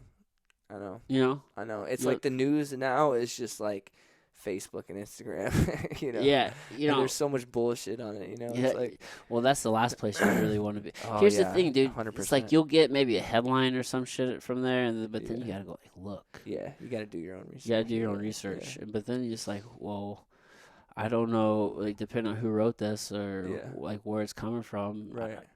Where's the bias? Yeah. Is this factual? Right. Yeah. And man, and then there's just so many fucking stories. I know, bro.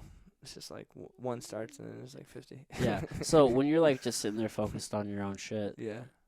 you miss staying on your shit. you miss everything. Yeah, I know. How are you so because you end up having the same conversations every day, right? I know, right? Yeah, it's Just just like a routine. It's like fucking Groundhog Day, bro. yeah. You know. Do you ever feel like you're just lost in like what's going on? It's like I don't really give a fuck about any of that shit. Yeah. I'm kind of on my yeah, for sure. I'm definitely not like I take all that shit with like a grain of salt. Yeah. I'm very like just kind of in my own shit. Yeah. Now it just seems to be just a little bit crazier of a time. Yeah, dude. Yeah. Than like in a short period of time too, because like I feel like when I was like even like in high school, it was totally different. I just remember thinking people are always kind of bent out of shape and shit about what's going on in the world, and no one's ever. Half the people hate the president, half the people love him. Yeah, most people seem to be unhappy, but no matter what was going on, you could always kind of just like keep your head down and just do your fucking thing. Yep, stay in your lane, just go forward. Yeah, but like you said, things have been happening so fast. It almost feels like you can't do that right now. It's like you got to figure out like what the fuck's going on right now. Yeah, because you fuck around and miss some shit. Yeah, and then now who knows? I know. It's crazy. Bro. I know, man. That's why I'm like, man, maybe I need to learn how to. I need to start hunting. Yeah, I need to learn how to forage, bro. I need to learn these skills, man. That's what I'm saying. You think like where do they get all these ideas from these movies? You know, because there's a lot of them. You know what I'm saying? I've seen a lot of those movies. So like, yo, is there something going on here? For real, bro. What is this shit? Yeah, like to think that it can only happen in the movies. Yeah, shit, bro. Exactly, bro. It's like anything can happen, bro. The idea had to come from somewhere. You know? For real. So anything. So I'm like, man, I just need to be prepared. And I mean, to think like crazy shit's happen, you know, all the time. You think about like some of these like old history stories and shit. Like it's fucking terrifying, bro. To think that shit's happened before. Well, you know, the thing is, man, what we have going on here, and just a lot of the freedoms that we have, like, this is like a small window in time. Yeah, oh, totally. There's a bigger window in time where people just been fucking people up. I know. And who knows what's going to be in like 50 years from now, you know? It's like, who knows if that window closes, you know? Who knows? It's crazy. It definitely feels like we're in a time more than ever where, at least from my perspective, it seems like there's been a direct attack on a lot of freedoms. Totally. And it feels like it's been a slippery slope. When I really look back on it, and I'm sure things have been happening for a long time, but especially, you know, right at the beginning of this, of where we're at in the 2000s with like 9/11, and we're going into this war, and then you have the Patriot Act, which was a direct like invasion on just like digital freedom and like privacy. People are like, oh, who gives a fuck if you're not hiding anything? Yeah, it's like that. You know, but meanwhile they're like tapping into your cameras, and so it's like it kind of started with that. It's creepy. And then now it's like we're at a place to where it's like, man, everyone's just accepted that they're always listening and watching. Yeah, we just accept it. Yeah, it's like so we've accepted that.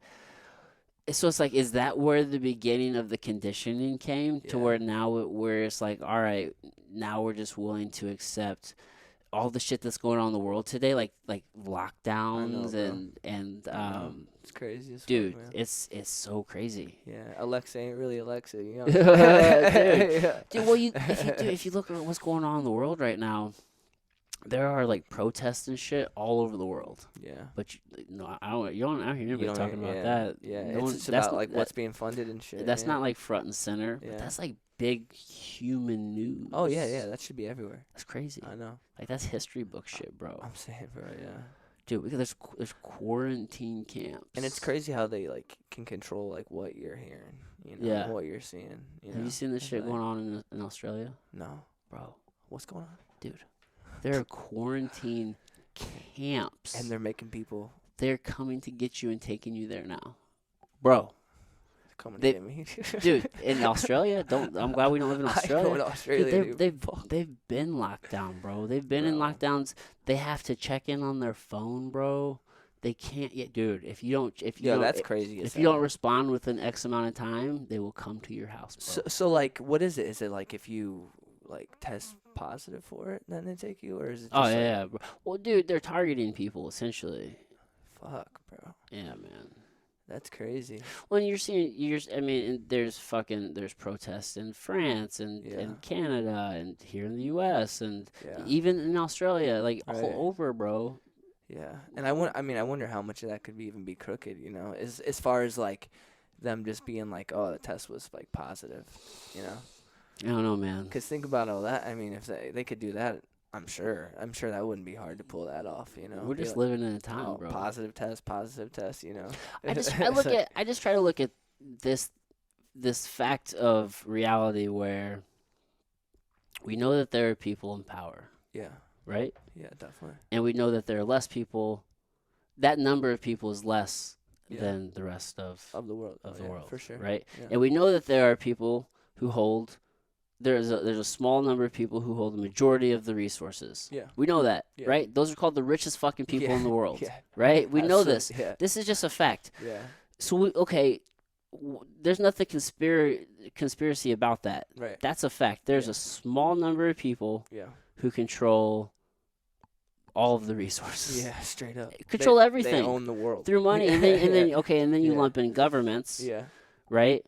That is the governing body of all these different countries, right? Yeah. At least what we know here in America, business, which is all the rich people, control, they directly influence the government through lobbyists, through donations. We know this. That's who's arguing that? Yeah, no one's arguing that, right? That's pretty well known. Where's the disconnect coming when we start forgetting that those are all just people, right? And people are going to act in their own best interest to self-preserve. Yeah. Everyone's going to self-preserve in some way. Totally. Right? That's why some people are just like, hey, man, just chill the fuck out and just go along with it. Yeah. They're that's their way of self-preserving, just going along with it. Yeah. There are some people who have a lot of power and who don't give a fuck about other people, who don't think the way in which, maybe, fucking Jim down the street is he's just a good dude, and he's just like, he doesn't think that people are completely evil and corrupt. But hey, that doesn't mean that they don't exist. Yeah, right? Yeah. It doesn't mean that there aren't people who don't give a fuck about. Just blind to it. Yeah. They're just like me and mine, and how much money I can make, and how much power do I have, right?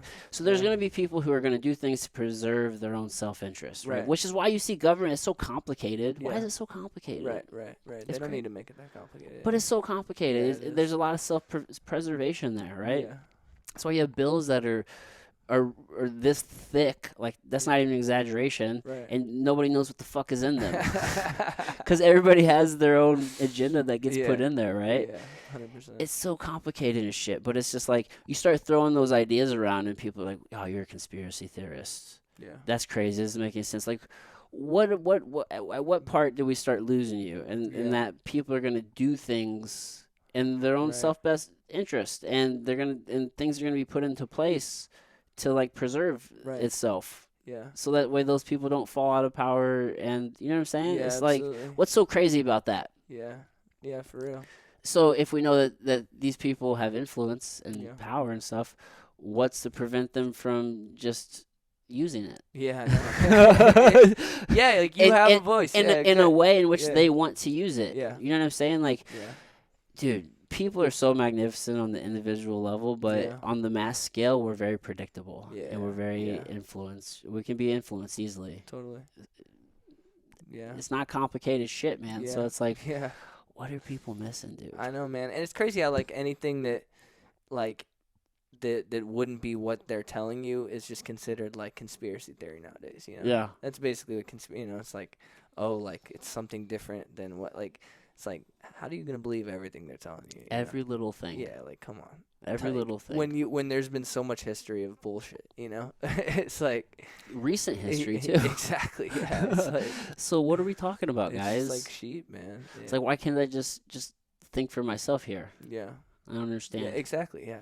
Exactly. Yeah. Yeah. It's always been that way. You're always supposed to think for yourself, which is what's so alarming in like the media and journalism, right? Because traditionally, that is a profession where we're supposed to be able to trust those people Yeah. because they're the ones who are just giving us the facts. These are the ones who are supposed to look at all the information and be unbiased and not be easily influenced 100%. and like give us the information and the story of like what's fucking going on. Exactly. Right? Yeah. Even if they're going to take some heat, yeah. they're going to put the truth out there. Be honest but that about is it, not the case anymore. Hell no. We're just living in a crazy time, bro. know, It's just so it's just even if you just talk about just little things that are just rational.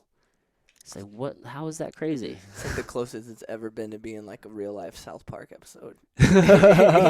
Is this satire real life? I don't know anymore. I know, straight up, dude. Like, what fucking... We're living in a simulation, or at least we're close. The Matrix, bro. Bro, I'm ready. Dude, I love that movie. That movie's incredible. Are you ready for the new one? Yeah, I'm stoked about it, but I don't got high hopes. You don't got high hopes? Yeah, I don't ever go into any movie with expectations. Yeah. I'm excited because I just really would like. I'm excited for another installment of the story. Totally. I thought the last one wasn't really that great, and the third one wasn't that great. So, but with I don't know. Who knows what they do? I don't know. But either way, I'm still excited. I'm still going to see it. Yeah. But I don't ever go in with expectations because otherwise I'll just be let down. Yeah. I'll just be let down. That's my biggest problem. That's how you get fucked up. I don't go to the movies with I'd be breaking my heart a lot these days, man. I'll be going in like, oh, this is the one. No expectations. Yeah, man. I'm a big like horror film. I love horror movies, Oh, scary movies. Those will fuck you up always if you have expectations. I'm the biggest scary movie person. So like nowadays, bro, they just be fucking them up, dude. Yeah. Like that Antlers movie is pretty good. Is it? Yeah, it's pretty good. I haven't watched it. It was good. Yeah, it's definitely worth watching. Okay. Sure. It looked a little weird. It's like about like the folklore and like the Wendigo. Is it a show? No. It's a movie. Yeah. Okay. A movie, yeah. Now it's about that little boy, right? Yeah. See, I was just. Is it? So you would call that horror? Yeah, it's creepy. It's creepy. It's got some creepy elements to it. Okay. Yeah. I might check that one out. I'm gonna check it out. Yeah, you'll like it. It's a good story for sure. I love horror movies. It's so hard. I mean, they're just. You know what I watch? It's actually older. Yeah. And I didn't realize it's that Trick or Treat movie. I've seen it like it's the pumpkin and shit. Yeah, right? yeah. I've seen the picture. I've never actually watched it. I watched. It was actually not half bad. Really? Yeah. Is it like B-rated for sure though? Yeah. Yeah. Oh, Hey, there's some good. I liked it actually, dude. I thought it was really good. For me, it was actually kind of a story to where like they didn't. They did it in different pieces, and I don't think it was in like chronological order. And they pieced it together. Yeah. So it's kind of cool because like you watch it, and then you're like, oh, okay, and then it actually kind of gives you like a rewatch value. Yeah. Because you can watch it again. At least for me, like I watched it one more time, and then I had all this information, kind of like knowing what's happening. It's like, oh, that's what was happening there, and that was happening there. It was kind of interesting. Yeah. But I liked it. It was actually pretty good. Okay. I'd recommend it. Okay. Yeah, I was actually pleasantly surprised. I think it's from like 2005. I'll check it out for sure, bro. I'm always looking for a good scary movie. I was pleasantly surprised by yeah. it actually. Dude, it started with me with The Exorcist, bro. Oh yeah. That movie fucked my whole childhood. That's a up, good dude. one, bro. Bro. My dad showed me that way too early. Really? I was like 6 or or 7 maybe. Yeah. Like 6 or 7. Yeah. I was young like that when I watched like Chucky and yeah. See, all that shit I love. Yeah. To this day, the only movie that ever fucked me up was The Exorcist. But Really? I mean, it fucked me up. Dude. Really? Yeah, Like how dude. bad? Like, bro, I didn't even want to go in the basement, dude. Mm, You know what I'm saying? I get it. I was scared of the basement, bro. Dude, I watched it Yeah. and it had me scared. When I was in the shower, I'm like watching the fucking. Yeah. I'm like over here like watching the little drain. Just You're scared. Like, hell no. Well, no, man. Yeah. Those things just play tricks on your mind, bro. Bro, I'm telling you. I know. Yeah. But I dude, love scary movies, though. It got so bad, bro. Like, if I would be like walking and like if it was like a dark spot or like a mirror or something, I'd just immediately. It was so bad, like I'd somehow like see her subconsciously. But like I definitely made it, but it was like that fucking creepy. Really? Yeah, dude. I don't know what it was, man. To this day, I've seen every scary movie, bro. Like that one. Yeah. There's just some. And bro, I looked into that movie, man. They got some weird shit that went down in that movie. Yeah. Real weird shit. Like, You know that story is based off something that happened here in St. Louis. I went to the house. Did dude. you? Yeah, dude. I had to. How could you not? Dude, I It's love just over shit here by I'm the airport, scared of, right? dude. Yeah, it's just over here. I think it's like Belridge or Bellevue or something. Something like Yeah, that. something like that. Yeah. Belmore or some shit like that. Yeah. Yeah. That's interesting shit, dude. Bro, it was, yeah. Yeah. Whoa. So, yeah, do you like The Conjuring Yeah, series dude. I actually, universe. yeah. The most recent one, it was probably my least favorite one, Mm-hmm. but yeah, first two are fucking. Yeah, I like those movies a they're good. lot. They're creepy. I'm really into that type of horror Yeah. for some reason. Like Yeah. really into like the whole like demon, devil. Me too, dude. That's heaven. I don't know why I love that so much. Same, bro. Swear to God, dude. Like The Right, that was a really good one. Yeah. Anthony Hopkins. Yeah, I like that one. That was pretty good. Did you like The Nun? The Nun was, nah, I wasn't a big fan of that. The Nun was actually in the Conjuring universe. Yeah, it was. Yeah. Yep. So it talks about that the girl that like what was her name? Lorraine, the ghost paranormal girl. Oh yeah. Yeah. So it's basically the ghost that like haunted her or some shit. Yeah, apparently it's the same demon. Oh yeah. Yeah, it was the same demon. Just Okay. the demon that was in the Conjuring, I guess, because the Nun was like a prequel, I think. Okay. And yeah. The Nun's like the first one. I think. Yeah, and then that same demon was the one that was in the Nun. Okay. Because that's where the painting comes in. Right. Okay. It's the same. Where the dude like when he's sleeping and he sees it and he draws like what he sees in his dreams and shit. Yeah, dude. Shit's crazy. It's crazy shit. Yeah, bro. But yeah, I fuck with horror movies. Same, dude. Yeah. Same. I went back. I like to go back and rewatch some of just like the well-known, The classics. yeah, like the classic franchises and shit. And yeah.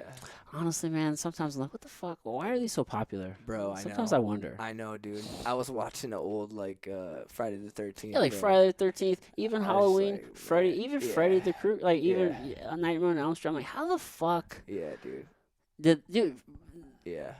Nightmare on Elm Street, they were making a movie like almost every year. For a while. They were. They had so many. I'm like, what? They How the fuck did this They were popping them keep off, going? Yeah. But it did, and it's like classic shit now. The 100%. characters are very iconic. I know. Despite the movies actually not being great. I just watched Halloween H2O yesterday. Really? That shit was actually really good. Well, dude, that one was actually pretty good. I remember that one. Yeah, H2O was tight. Did you watch the newest one? Yeah, it was. Yeah. How disappointing was it? I was very super disappointed. Yeah, Right? it was, oh my god, bro! I was really disappointed. I'm like, you guys could have, and I don't so care. bad. Spoiler alert, people. Yeah. Jamey Lee Curtis is like not even in the movie. Bro, she was like, yeah. They probably had her on set for like half a day. Yeah, her whole scene was like, I gotta go. And they're like, no, you can't go. And that's the basic. It was just her overacting. Yeah, like in this hospital setting, and it was so weak as shit. She didn't do shit. They really. It's like, what was the point? They robbed her. She shouldn't even have been in it. But yeah, I wonder if that was her or was that just maybe it was a producer or studio choice. Whose choice was that? It was a terrible one. Yeah, well, they're like, well, if we get her name on it, it'll. Yeah, I think maybe she just got a fat paycheck to not have to do much work. Totally. But either way, the story just. Yeah. All right, whatever. It was bad. Dude, it was bad. How many fucking kills, bro?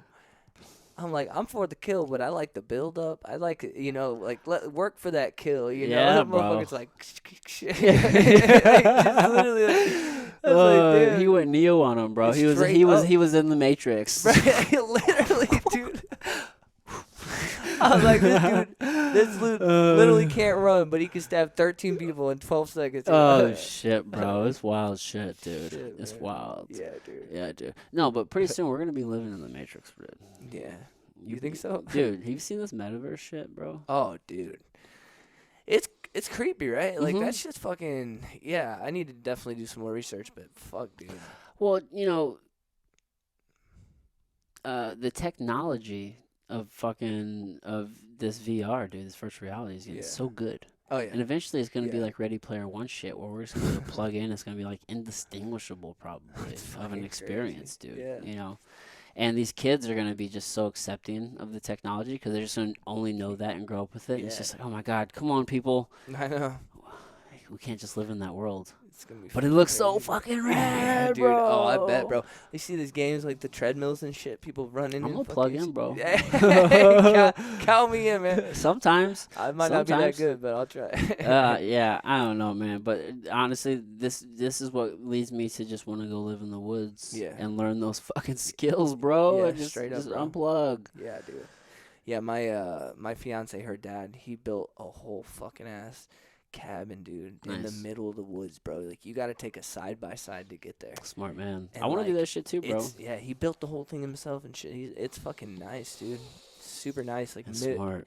Middle of nowhere, bro. Like, you like have to know where you're going to get there. Like, it's fucking crazy. Dude, Like, it's a good move. yeah. It's a good move. I definitely want to unplug more. Get like a well. Yeah. Just get away from people. People are just getting crazy. Totally. Yeah, I know. Maybe I'm just getting paranoid as I get older. I always wondered at what point in my life would I get disconnected from the kids. It happened a lot earlier in life than I anticipated. Yeah. It wasn't that off long. by a little bit. Off by a lot of it. I've been off. I've been disconnected for quite some time now. Dude. Oh shit! Yeah, dude, I actually live out in the country now. It's crazy, bro. Yeah, dude, you said you're in Illinois? Yeah. Holy shit. Like probably like over an hour away from St. Louis, a little over an hour away. Whoa. Yeah, but it's and your gym's here? Yeah, in St. Louis. So I drive. Yeah, you drive 6 days a week, bro. Oof. You love it.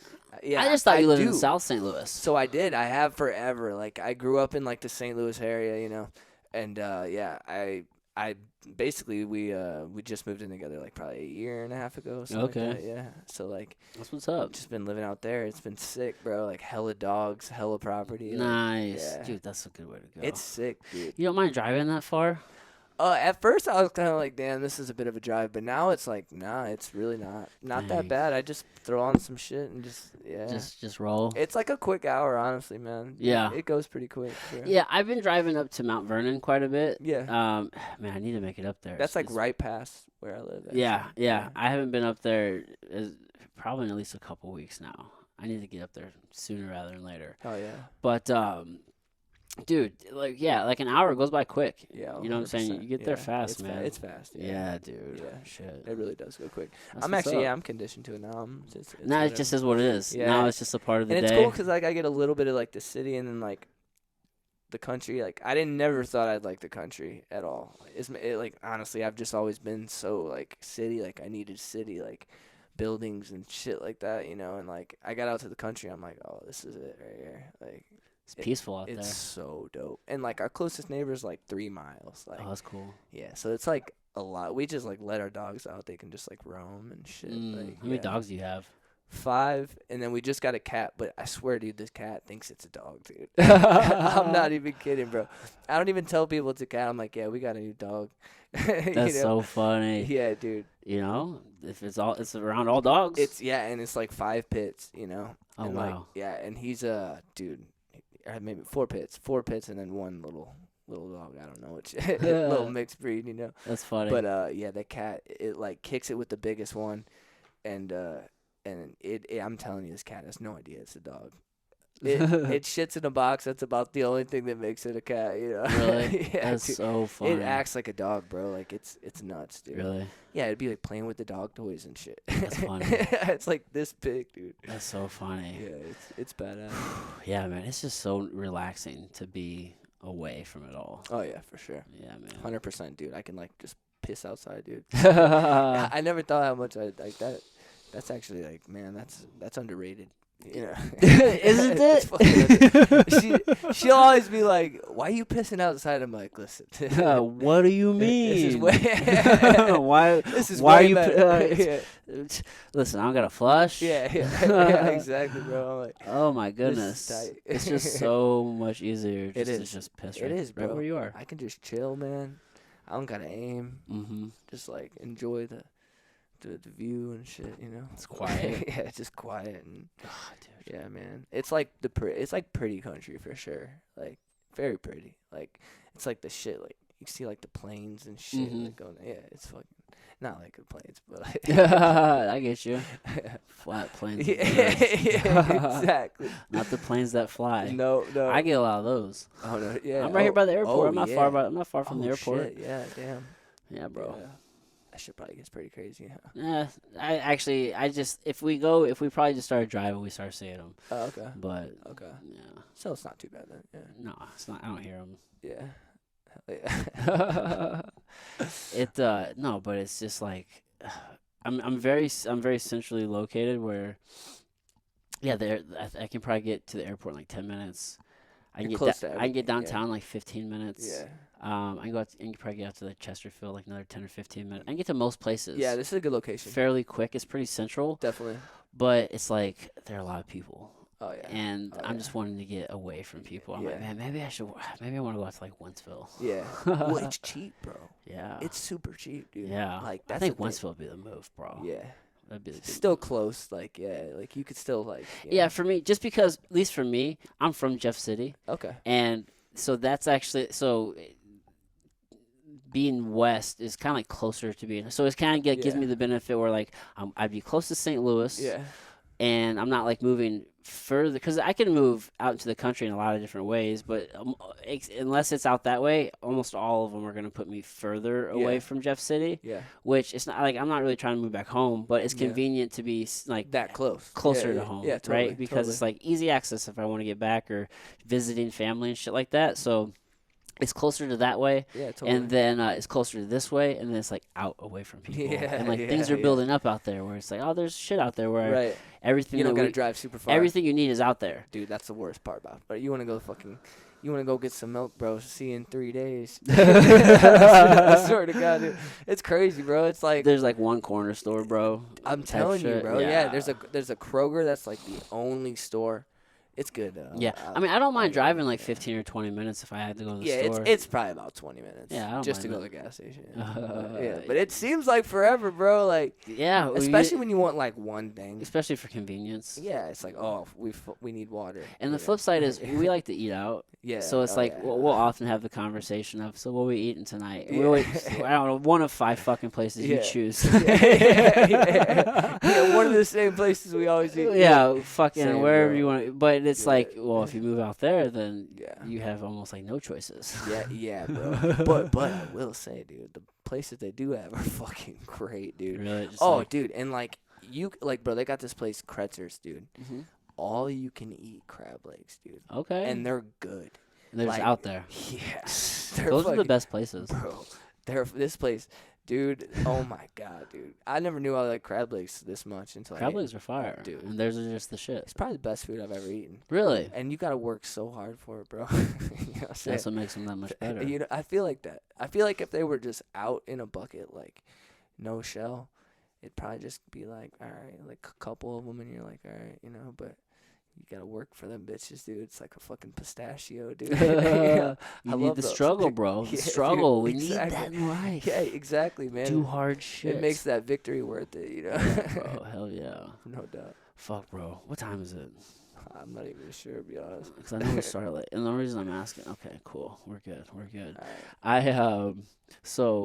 My kids get off the bus here. Yeah. And they're here at the same time every day. I think one time I had just gotten done podcasting. And or maybe I think they just walked in. It was like we just got off just in time. Yeah. But I was like, damn, if I wasn't paying attention, they could have just like walked right in, and I just wouldn't have been paying attention. Yeah. But yeah, dude, you just have to do hard shit. Yeah, absolutely. Like for real. Absolutely. Yeah. Dude, you chop wood and shit out there? You dude, like live the full country life, bro? I haven't bro? got there yet. You're not all in on the country life yet? Dude, we haven't really actually even had a bonfire yet. Okay. Yeah, like we'll just burn our trash. You burn your trash? Yeah. Oh, shit. That's what's up. And her dad will like drop some wood off and shit, and like she does house care for these people. Okay. And they give her a bunch of firewood and shit. So like, we haven't had to like cut anything yet, so that's been pretty tight. You spoiled ass little country boy. Hey, we got some chickens though. I feed the chickens. You got chickens? Yeah, dude. Oh shit. I feed them chickens. So you got eggs? Yeah. Fuck we've gotten like 2 so far. So. Okay, they'll come. Yeah, shit, dude. I want chickens. Bro, they're tight. Dude. They're very like let society fall apart. At least you got some chickens. You get some eggs. That's what I'm saying, bro. For real. They're social too, dude. They're nice, man. Really? Yeah, we got them all named. Growing up, my grandma always had chickens. Yeah, she lived out in the woods. They're friendly, bro. They'll follow you around and shit. They're like little pets. Yeah, I swear, dude. Yeah. Yeah, they are, man. They're dope. My chick, she loves her fucking chickens, man. You didn't name them, did you? Yeah, we did. Oh. Yeah, bro. I would eat my chicken. That's the thing. Yeah, no, I love chicken, dude. Don't get me wrong, dude, but And she does too, you know. But I think. But now you won't. You already named them. You'll never name them. Yeah. One of the dogs got a hold of one of them. That was kind of a rough day. I bet. She took it pretty hard. Yeah. See, man. See, that's the problem. We start putting names to them. I know, man. Yeah. A fucking bird gets them. Another bird, like a hawk or dude. A coyote or. That's what I'm saying, bro. It's anything. There's you hear them at night, dude. You hear all these crazy animals, bro. Yeah, man. Fuck your chickens up. Dude, They die. Yeah, that's what I'm saying. We got them hid pretty good. They're in like this enclosed barn thing. Snake gets in there. Snake, bro. Fuck. I didn't think about a snake. They'll come eat your eggs and shit. Damn, bro. Yeah. There's a lot of things to think about, man. You're right. We need one of them big ass roosters, bro. A rooster? Yeah, them things are badass, bro. Maybe. Yeah, they'll fight anything. Well, you got the cat now.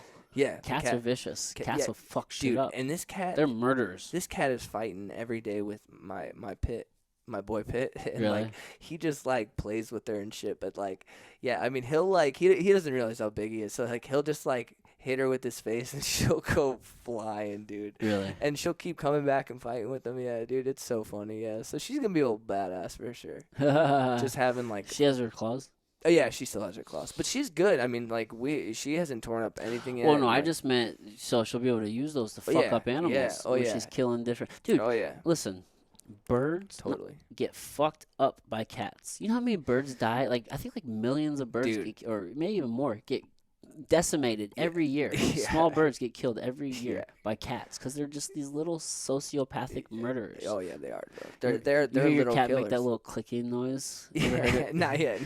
Dude, they get in like predator mode. Yeah, you're out of here. They do this like I can't even imitate it. Yeah, no, I know what you're talking about though. That shit. They're little murderers, bro. Yeah, they like to kill shit. It's like a little alien thing.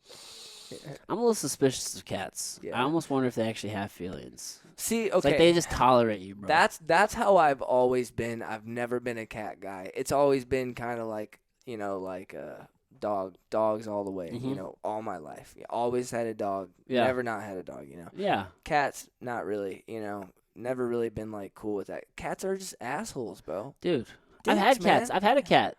They can be very loving at times. Yeah. You're right. And that's all my experiences. This new cat, not a cat, dude. It's a cat, but it's not. You know what I'm saying? Yeah. This cat, it loves you all the time. Yeah. It's crazy, bro. Yeah. It's in the gang. It like loves me as much as my dogs, and I'm just like, this is crazy. Sometimes it's like that. You could just anomaly. Yeah, bro. I'm sure they exist. Dude, they got. But in general. Yeah. Nah, bro. And also here's the thing though. Yeah. Let's just say something happened to you. Yeah. Heaven forbid. Yeah. I bet your cat eats you before your dog does. And you're just sitting there, you know, maybe they get hungry. They be eating pretty good, man. No, I'm just saying, something happens to you for some reason. Yeah. No one's ever feeding. Dog won't do it, all right. Your cat will eat you first. I think a dog will end up eating you. I think they did say that. At a certain point, a dog will eat you, I think, depending on the dog. Yeah. But a cat will eat you first, bro. Yeah, you're right. A cat will fucking eat you. Because I wake up every day, that damn cat's trying to eat me. I swear my life. Today, dude, I woke up, this little bitch was biting my fingers, dude. And I'm like, get out of here. Bro. Trying to eat me already, dude. You're right. Oh, I know. I can get ignorant. Jokes. Maybe they will, maybe they won't. I don't know. I'm sure some cats are fucking awesome. Yeah, dude. They're not going to eat you. I love all the animals. Honestly. All animals love me. Yeah, that's how I feel, bro. Love them. Kids and animals, they fucking... I'm just like, listen, kids are cool. I love my kids. Yeah. Not a big, like, kid. I'm not like a big kid guy, though. Yeah. I'm not a big kid guy. Yeah. But every little kid wants to come up to you. Yeah. I'm just like, maybe you just know. I don't know what you know. You're digging some sort of energy. Yeah. It's like, shit, just kids like me. Yeah. I don't know why, man. Yeah. But in pets, I'm just like, oh, okay. There's and they can tell too because I've always grown up with pets. I've always had pets. Yeah, same. But there was a period where going into high school, where maybe like late middle school, where my little brother got a dog. Yeah. And it was his dog. It was his idea. Yeah. But I was tasked with taking care of this dog. Oh, shit. And it totally turned me off on pets. It put me into this place for quite some time to where I just didn't want to take care of anything else. I'm like, Totally. I don't want the responsibility Yeah. of a pet.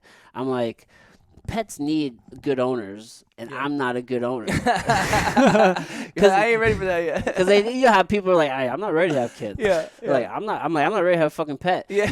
We have a small dog. Yeah. So like I'm totally a pet owner again, and I've been a pet owner more than I haven't been. But there was like that little period there, Totally. and even then where I'm just like I don't really want to be fucking with pets.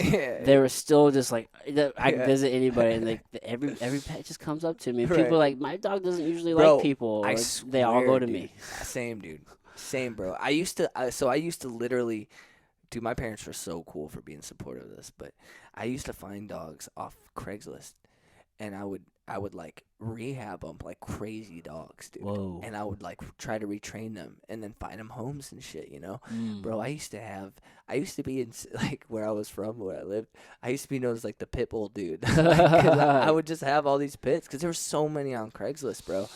And like I just wanted them to have like a good home. They have a bad rap, right? Dude, 100%. So essentially I was like fostering dogs basically. Like, you were. I you know what I'm saying? And like my parents were so cool about it. They just like I would just have them in my basement. Like my parents let me have the whole basement. Like what did that smell like? It was actually not that bad. No, not that bad. It was not that bad. Yeah, like there was definitely incidents for sure, but it was also all tile. Right. Well, I mean, I'm just saying, just the sheer accumulation. Oh, it was. How many did you have at one point? The most I ever had, I think, was 11. Yeah, it was crazy, dude. It was fucking. I had some real crazy dogs too. Like just, man. We were rehabbing, so they can't be easy dogs. No. I had this one dog, Boozy. Dude, he was crazy. He was like, I rescued him from the woods, bro. He like was literally living in the woods, like just a wild outdoor dog, no owner. Troy, Missouri. This lady posts on Craigslist about it. She's like, oh, there's this dog. She's like, he came up on my property. He was nice. She's like, I gave him some water, and he's pretty much stayed by my property ever since. And I just, like, give him water and food and stuff. And she kind of created this bond with them, like, outdoor dogs, you know. And she took a picture of him, and he was, like, super pretty. And I was like, oh, hell yeah, like, I'm down. Let's, you know. She just got to a point where she didn't want to keep doing that. Well, yeah. Well, she was just like, it's going to be getting cold. Like, you know what I'm saying? Like, he needs a place. I don't want to call the Humane Society, you know. Like, right, because at this point, he's just still out doing his own thing. Exactly, yeah. And he's friendly, though. Yeah, he was friendly. So he didn't seem to be aggressive or... Nope, not at all. So was he not an easy dog? Or was it being inside is what made it difficult? He was extremely animal aggressive. Like towards other animals? Anything. Yeah, okay. Any animal. Because he lived in the woods, so I imagine he was having to kill things to eat. Yeah. So, like, and he had a gunshot wound on his side, dude. And if you felt it, you could feel, like, little things in there. I think they're BBs, dude. Yeah, he probably got hit with a shotgun. I'm willing to bet if he's out in the woods, he's probably on some farm. That's exactly what I thought. Yeah, somebody fucking with the animals. Somebody shot him. He's probably in someone's chickens. Yeah, exactly. That's exactly what I was thinking. Exactly. Yeah, so, like, anything he saw, it was like just food, you know. And I never could get him out of that mindset, you know. So I'd have to like constantly keep him away from, you know, other dogs and stuff. And the only dog he had ever gotten close to was my dog Lady, and I didn't know it because the first day they met, she was in heat, and I had no idea. So like I didn't, you know, and like yeah, they basically ended up like hooking up and stuff, you know, and that's the first time I realized, because they were, like, getting along, and I was like, this is crazy. Like, Boozy's been so animal aggressive. Like, what the hell is going on? Yeah, nature's going on, my friend. Exactly, bro. And that was the only dog he ever got along with. Ever. Dude, nature's fascinating. It's crazy. I often try to look at different things through the perspective and lens of, like, biology and evolution. Yeah. You know what I'm saying? Yeah. Because there's so many different things in the world. Totally. That we'll try to rationalize, and we'll try to explain, and we'll try to understand from maybe just like where we are today as people in society. Yeah. And we'll just completely ignore sometimes just these primal things. Yeah. You know what I'm saying? That are just there, that are just embedded in us, that 100%, we can't turn off. No. You know what I'm saying? No, just like the nature. Dude, you know? It's so fascinating. So it's like, man, dude, it makes sense why he's like, fuck shit. He's like, you smell this bitch? Yeah, like she's cool. She's cool, bro. She's cool. Bring her in. Oh my god. It's true though. Biology, baby. Yeah, I'm saying, bro. Dude, there's this study. It's called the T-shirt study where they had these guys wear these T-shirts so they get their scent. And they had these girls smell it, and they'd smell it and kind of rate how attracted they were based off the smell. Yeah. And it was shown that what a girl was attracted to changed based off whether or not she was actually on birth control. No shit. Yeah, bro. Because essentially, dude, birth control is hormone therapy, bro. We're changing your hormones, so it changed your senses are Yeah, dude, it changed what you're attracted to, right? So essentially, it's manipulating like nature, right? What we're attracted to is like nature and biology, right? Exactly. Is like that driver. Yeah. So if it's changing what you're attracted to, now I'm just kind of like speculating and taking a step further. Yeah. In my mind, that tells me like that's gonna drive people into relationships that aren't good for them. Totally. Because you're gonna be attracted to something that biologically isn't probably the best thing for you, right? Because like 100%. Nature is so smart. I know. And knows and will drive us it to knows exactly what you need. What will work for you. You know what I'm saying? And it's like if now you have this fucked up sensor that's taking you to the wrong fucking place. Right. Yeah. It's like man, no wonder so many people in fucked up relationships, dude. Yeah, like everybody's on hormone therapy. It's like what the fuck? I know. Of all this shit coming in at once. Dude, just nature is just so smart, man. I know, man. It's just like, man. It so yeah, it's just crazy shit, dude. It really is, man. Wow, bro. So you probably still have probably a piece of your life where you like to rescue dogs and shit. Yeah, dude, for sure. Like that's kind of that's how we ended up getting all these dogs. Yeah, right. Like how many dogs? I have do you my have one now? homie. You say 5, right? Yeah, 5. Oh fuck. It's crazy. It's they're all so. Was 5 one including the cat? Is 4 and 5? 4 no, and the cat. 5 and then the cat. 5 and then the cat. Okay. And chickens and a goldfish too, dude. Oh shit, bro. Yeah, man. Yeah. A goldfish. He's a good goldfish. You know, listen. He don't cost nothing. Goldfish are easy. Yeah, dude. That's what's up, dude. Yeah. So you just got just a whole house full of fucking. She's talking about cows, dude. Oh, whoa. I was like, damn. You guys are going full on farm life. I guess so, dude. You're with it, huh? You're just gonna say yes. This is cool with me. Happy wife, happy life. Yeah, pretty much, dude. Yeah. Yeah. I'm with it. Yeah. I wouldn't mind it. I wouldn't mind just getting away a little bit. But it'd be cool to be like, self-sustainable, like literally be able to just like, it's like all right there. That's kind of how her family is. You guys get well water? Well water. Smart. Yep. Kind of have to if you're all the way out there. Totally. I mean, you're burning your own trash. You probably got well water. Yeah, dude, it's crazy how it's a different style of life. It is. Oh yeah, dude. It's nuts. Like a little private road type shit. You're probably far more conscious of waste now, though, right? Oh yeah. You're like, well, listen. Oh yeah. We gotta burn this shit. Let's not create so much of it. Exactly. Yeah. Right. 100%, dude. Yeah. It's fucking nuts. It's easy to be wasteful. Yeah, no. You don't even think about it a lot of the time, Well, so much of society is geared towards convenience. Yeah. Right? Totally. Yeah. I mean, that's what living in a society everybody's is. in a hurry. In the city, rather. Yeah. Definitely. Fuck, dude. Slow the fuck down. It's a know. trap. I know, man. I know. For real, bro. No, it really is. Dude. It really is, man. Oh, my God. Yeah. It doesn't take much to really be happy. Here's the thing. No, I don't want to. Same. The thing is, I don't want a lot. Yeah. But I do want a lot of money. Yeah. That's important. Because the money buys me just so much just time and freedom. Yeah. It doesn't buy you time, but it just buys you the ability to do what you want with that time. It gives you that opportunity. And the freedom. Yeah. And how rad is it to like help people? I know. You know what I'm saying? I know, man. It'd be pretty cool to just like, dude, I just can't wait to like, it makes me feel good to just envision making other people feel good because I don't know, maybe I go get coffee and just drop like $100 in the tip jar. Yeah. Or you know what I'm saying? Or like you're able to invest. Like, man, you can just impact people more, dude. And that's just the day and age we live in. Dude, you see people who are just able to just give away money. Like, it's like here's $25,000 to invest in your business. That's just crazy. How cool would that be to do? I know, dude. I know. It's like, here, you go do with it what you want, man. Yeah, man. Here's a shot. Make it happen. It's crazy. I know. that's really, you can only do that with money. I know. You know? Yeah. So that's like the balance between wanting to live a simple life, yeah. but like really wanting to earn a lot of fucking money.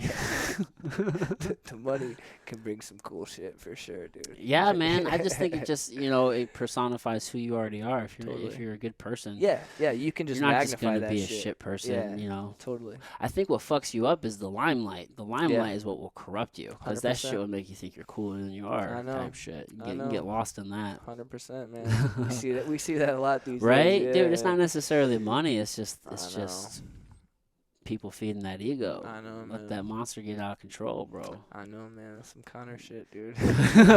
Dude, he almost at this point has ruined his legacy. Bro, he really did shit on his whole legacy, man. Just off of ego. I know. And they're talking about that third fight. It's like, dude. I mean, honestly, man, he's won the money game. You've won that, dude. But for sure. What's left of it? Right. Yeah. I don't even know what to say, dude. I feel like everybody knows, too. But him. Right? It's like. Some of these fighters are, who's another one? I don't even like talking about him. Yeah. But who's just so, in my mind, delusional. Yeah. Is John Jones. Oh, yeah. It's like, bro, of course, you're an amazing fighter. You're exceptional. Like, you'll kick a lot of people's asses, but you are a train wreck of a human being. And it's like, how long, how many years of that before it catches up to you? Like, even physically, Well, dude, it's like, he'll still put out shit where it's like, oh, I'm looking at a return, like only these things make sense. It's just like, and I'm sure he has fans and people who really want to watch him, but for me anyway, I'm just like, who gives a shit, bro? Totally. You need to be fighting your inner demons, bro. Yeah, Well, fight that self-destructive nature. And like nowadays, man, there's just so many new guys coming in. It's like the UFC really could move past anybody if they had to, Well, yeah, I mean, very little people are as good as he is or as much of a superstar. Oh, yeah, no, he's incredible, yeah. But it's like the show will go on, bro. Exactly, yeah. It really will. Time goes on. Eventually, time is going to win that battle at some point. Yeah. So you would hope that you're smart right. with the time that you do have. Especially like moving up to heavyweight, It's like and that's what he's talking about. Is like heavyweight, man. But he's basically calling out. I think he's ready to go straight for the title, which no one's arguing he's not good enough. But it's like, hey, man, what have you done? I know recently. Yeah. Except fuck up. I know. Even the last couple fights, they're close, man. And it makes me. I'm not excited to watch that dude fight. No, at all. He hasn't been the same, man. Like I feel like he's just like does it just enough to get to edge a win. I feel like he's not like going overboard like he used to. Like really trying to like put on a show and get the finish. And it seems like he kind of lost that spark for sure. Are you even watching much fighting these days since you're coaching so much? And for sure. Yeah. Because I just feel like once when you're so embedded into something. Oh yeah. For me, I always kind of stop watching it as much. Yeah. At least from a fan standpoint. Yeah. When I was fighting, I'd watch fighting to like study it, right, and to learn. And there's some entertainment value, but it's not the same as someone who is a hardcore fan. Absolutely. And whenever you're coaching it all the time, now that you have fighters all the time, and you're very just involved in like that's everything. Totally. Yeah. You're still as much of a fan. Yeah, dude. I mean, it's a crazy time right now. There's big fights always. Absolutely. Man. Absolutely. This since COVID has been like since like it's been going through after the whole COVID thing when it stopped for a bit but. It's been like the craziest run of fights, dude. Mm-hmm. Like it just always, and boxing, man. Like I've been pretty. There's some big boxing matches, dude. Happening I think I watch more boxing than MMA, to be honest. Yeah. I've been noticing. Excuse me. I don't watch a lot of boxing, but I've been hearing about more big fights recently. Yeah. Than I ever have. Yeah, for sure. Yeah, it's been coming, man. They've been getting closer and closer to finally fighting, having like unifying the division and shit. That's exciting. There's still so many guys. It's like the divisions are so stacked though, you know. Like it's crazy. Like 135 is just nuts, dude. In like, what sport? Oh, boxing. Okay. Yeah. I gotta clarify. Yeah. I mean both. Don't get me wrong. Well, here's the thing. There's way more divisions in boxing, which is Totally. a good thing. I mean, MMA could benefit from more divisions, 100%. Yeah. But yeah, dude. I mean, these little dudes in boxing are savage, dude. I love watching the footwork, the defense, the angles, dude. It's crazy. The counterpunching. The skill level is just so nice, man. It is some real killers. Bro. You got like Lomachenko, you know, Yeah. Davis, fucking Teofimo Lopez. His last fight wasn't so hot. Who's? Lopez. Yeah, he fought George Kambosos Jr. How long ago did they fight? It was maybe like a week week and or a half. Okay, yeah, I watched that card. It was an ironic thing actually. Yeah. I was just at a place and they were watching it. Yeah. So I was watching it. Yeah. I'm just like, okay, shit. Yeah. Then that to my point, boxing is fucking everywhere. I've never seen it more often than I have now, dude. It is. There's been some really good fights, yeah, man. Yeah, dude. Yeah. I really enjoy the art of boxing. I really enjoy watching high level boxers. 100%. You know I mean? That's always like, of everything I don't know why I've always been so drawn to boxing. Oh, it's beautiful to watch. Yeah. You know what people don't. It's really easy to get disconnected as a fan and to not realize that those fuckers are getting punched a lot. Oh, dude. Because they don't make it look like they are. And you think, and even the glancing shots. Oh, 100%, dude. Those hurt. And these guys hit hard. All they do is punch. You know, dude, it's like people are very disconnected. That those guys are feeling things in there. 100%, dude. But which makes it so exceptional when you got amazing counter fighters or people who are just really good at reading and cutting angles and setting shit up, man. Oh my gosh, it's just so beautiful. Oh yeah, I love it. It is, man. The mental warfare is, it's insane. It is like literally human chess, you know. It is. There's just so many little battles that people don't understand. Just little positioning things, like who has, your footwork. Like, what type of fighter are you? Are you going to try to fight on the inside or the outside? You know what I mean? Like cutting these angles. Are you a counter fighter? Yep. You know what I'm saying? There's just so many different variables that are 100%. going into this moment that it's just, oh my god, I love it. I love watching it, dude. It's so sick. Just being able to keep perfect spacing, right? Oh yeah. Oh, the perfect range timing, is insane, dude. That's the hardest thing to figure out. 100%. What's your range? 100%. When are you safe? When are you dangerous? 100%. Yeah. Right. Yeah. That red zone and that. Dude, how quickly can you figure out their range? Right. And then. Yeah, it's like striking. You can quickly make striking complicated, right? Because it's like there's only so many punches you can throw. Exactly. There really are, but you can kind of switch up the angle a little bit. Yeah. Like, what are you doing to set them up? Right. How are you chaining them together? Exactly. Yeah. Fucking, what range are you in? Or is it like a medium range, a close range? Are you staying long? Yep. Like, there's all these different ranges that you yeah. can start exploring and building upon. Exactly. Where it can quickly get complicated. Oh, 100%. It really, really can. 100%, man. On the surface level, it's very simple. Yeah. Like, we're all just throwing. To the person that's just watching it. Yeah, and here's the thing, but you can only throw so many punches. You got ones, you got twos, 100%. you got threes, you got upper fours, uppercuts, whatever you want to call them. Yeah. You only have so many punches you can throw. You can throw them to the head, you can throw them to the body. Yep. There's only so many things you can do. Yeah. But then now when you start building upon those is when it starts getting complicated, right? It's like setting things up. And it's simple yet very, very complex. Absolutely. Yeah, exactly. Yeah, from the outside, it's like the more you learn about it, the more you realize how intricate it is. Yeah. You know? It's like, but like at the beginning, it doesn't seem like there's that much to it. Yeah, because it's a simple foundation, Yeah. right? The basics are very simple. This is the foundation. Totally. Right? And then now we're building. Exactly. You know what I'm saying? It's like you've been throwing punches since you were like 3 or 4 years old. Like even as a baby, like kind of punching, Yeah. Like as a kid, But it's like, were you doing it correctly though? Yeah. It's you like, know what I'm saying? what are we building? It's here? like the nature is to punch. Everybody knows what, at any age, like you're punching, Yeah. And it's like, it's just, yeah. But some people don't know how to punch well. No. A lot of people don't. More than not. People like grab, like, I hate when people make fists with their thumbs. Like, you're going to break your thumb real quick. People. Yeah, dude. That's the first thing you got to fix off. You always see that boxer fracture too. People I don't turn their punch over. I had to get surgery. Dude, same. I punched a car window though.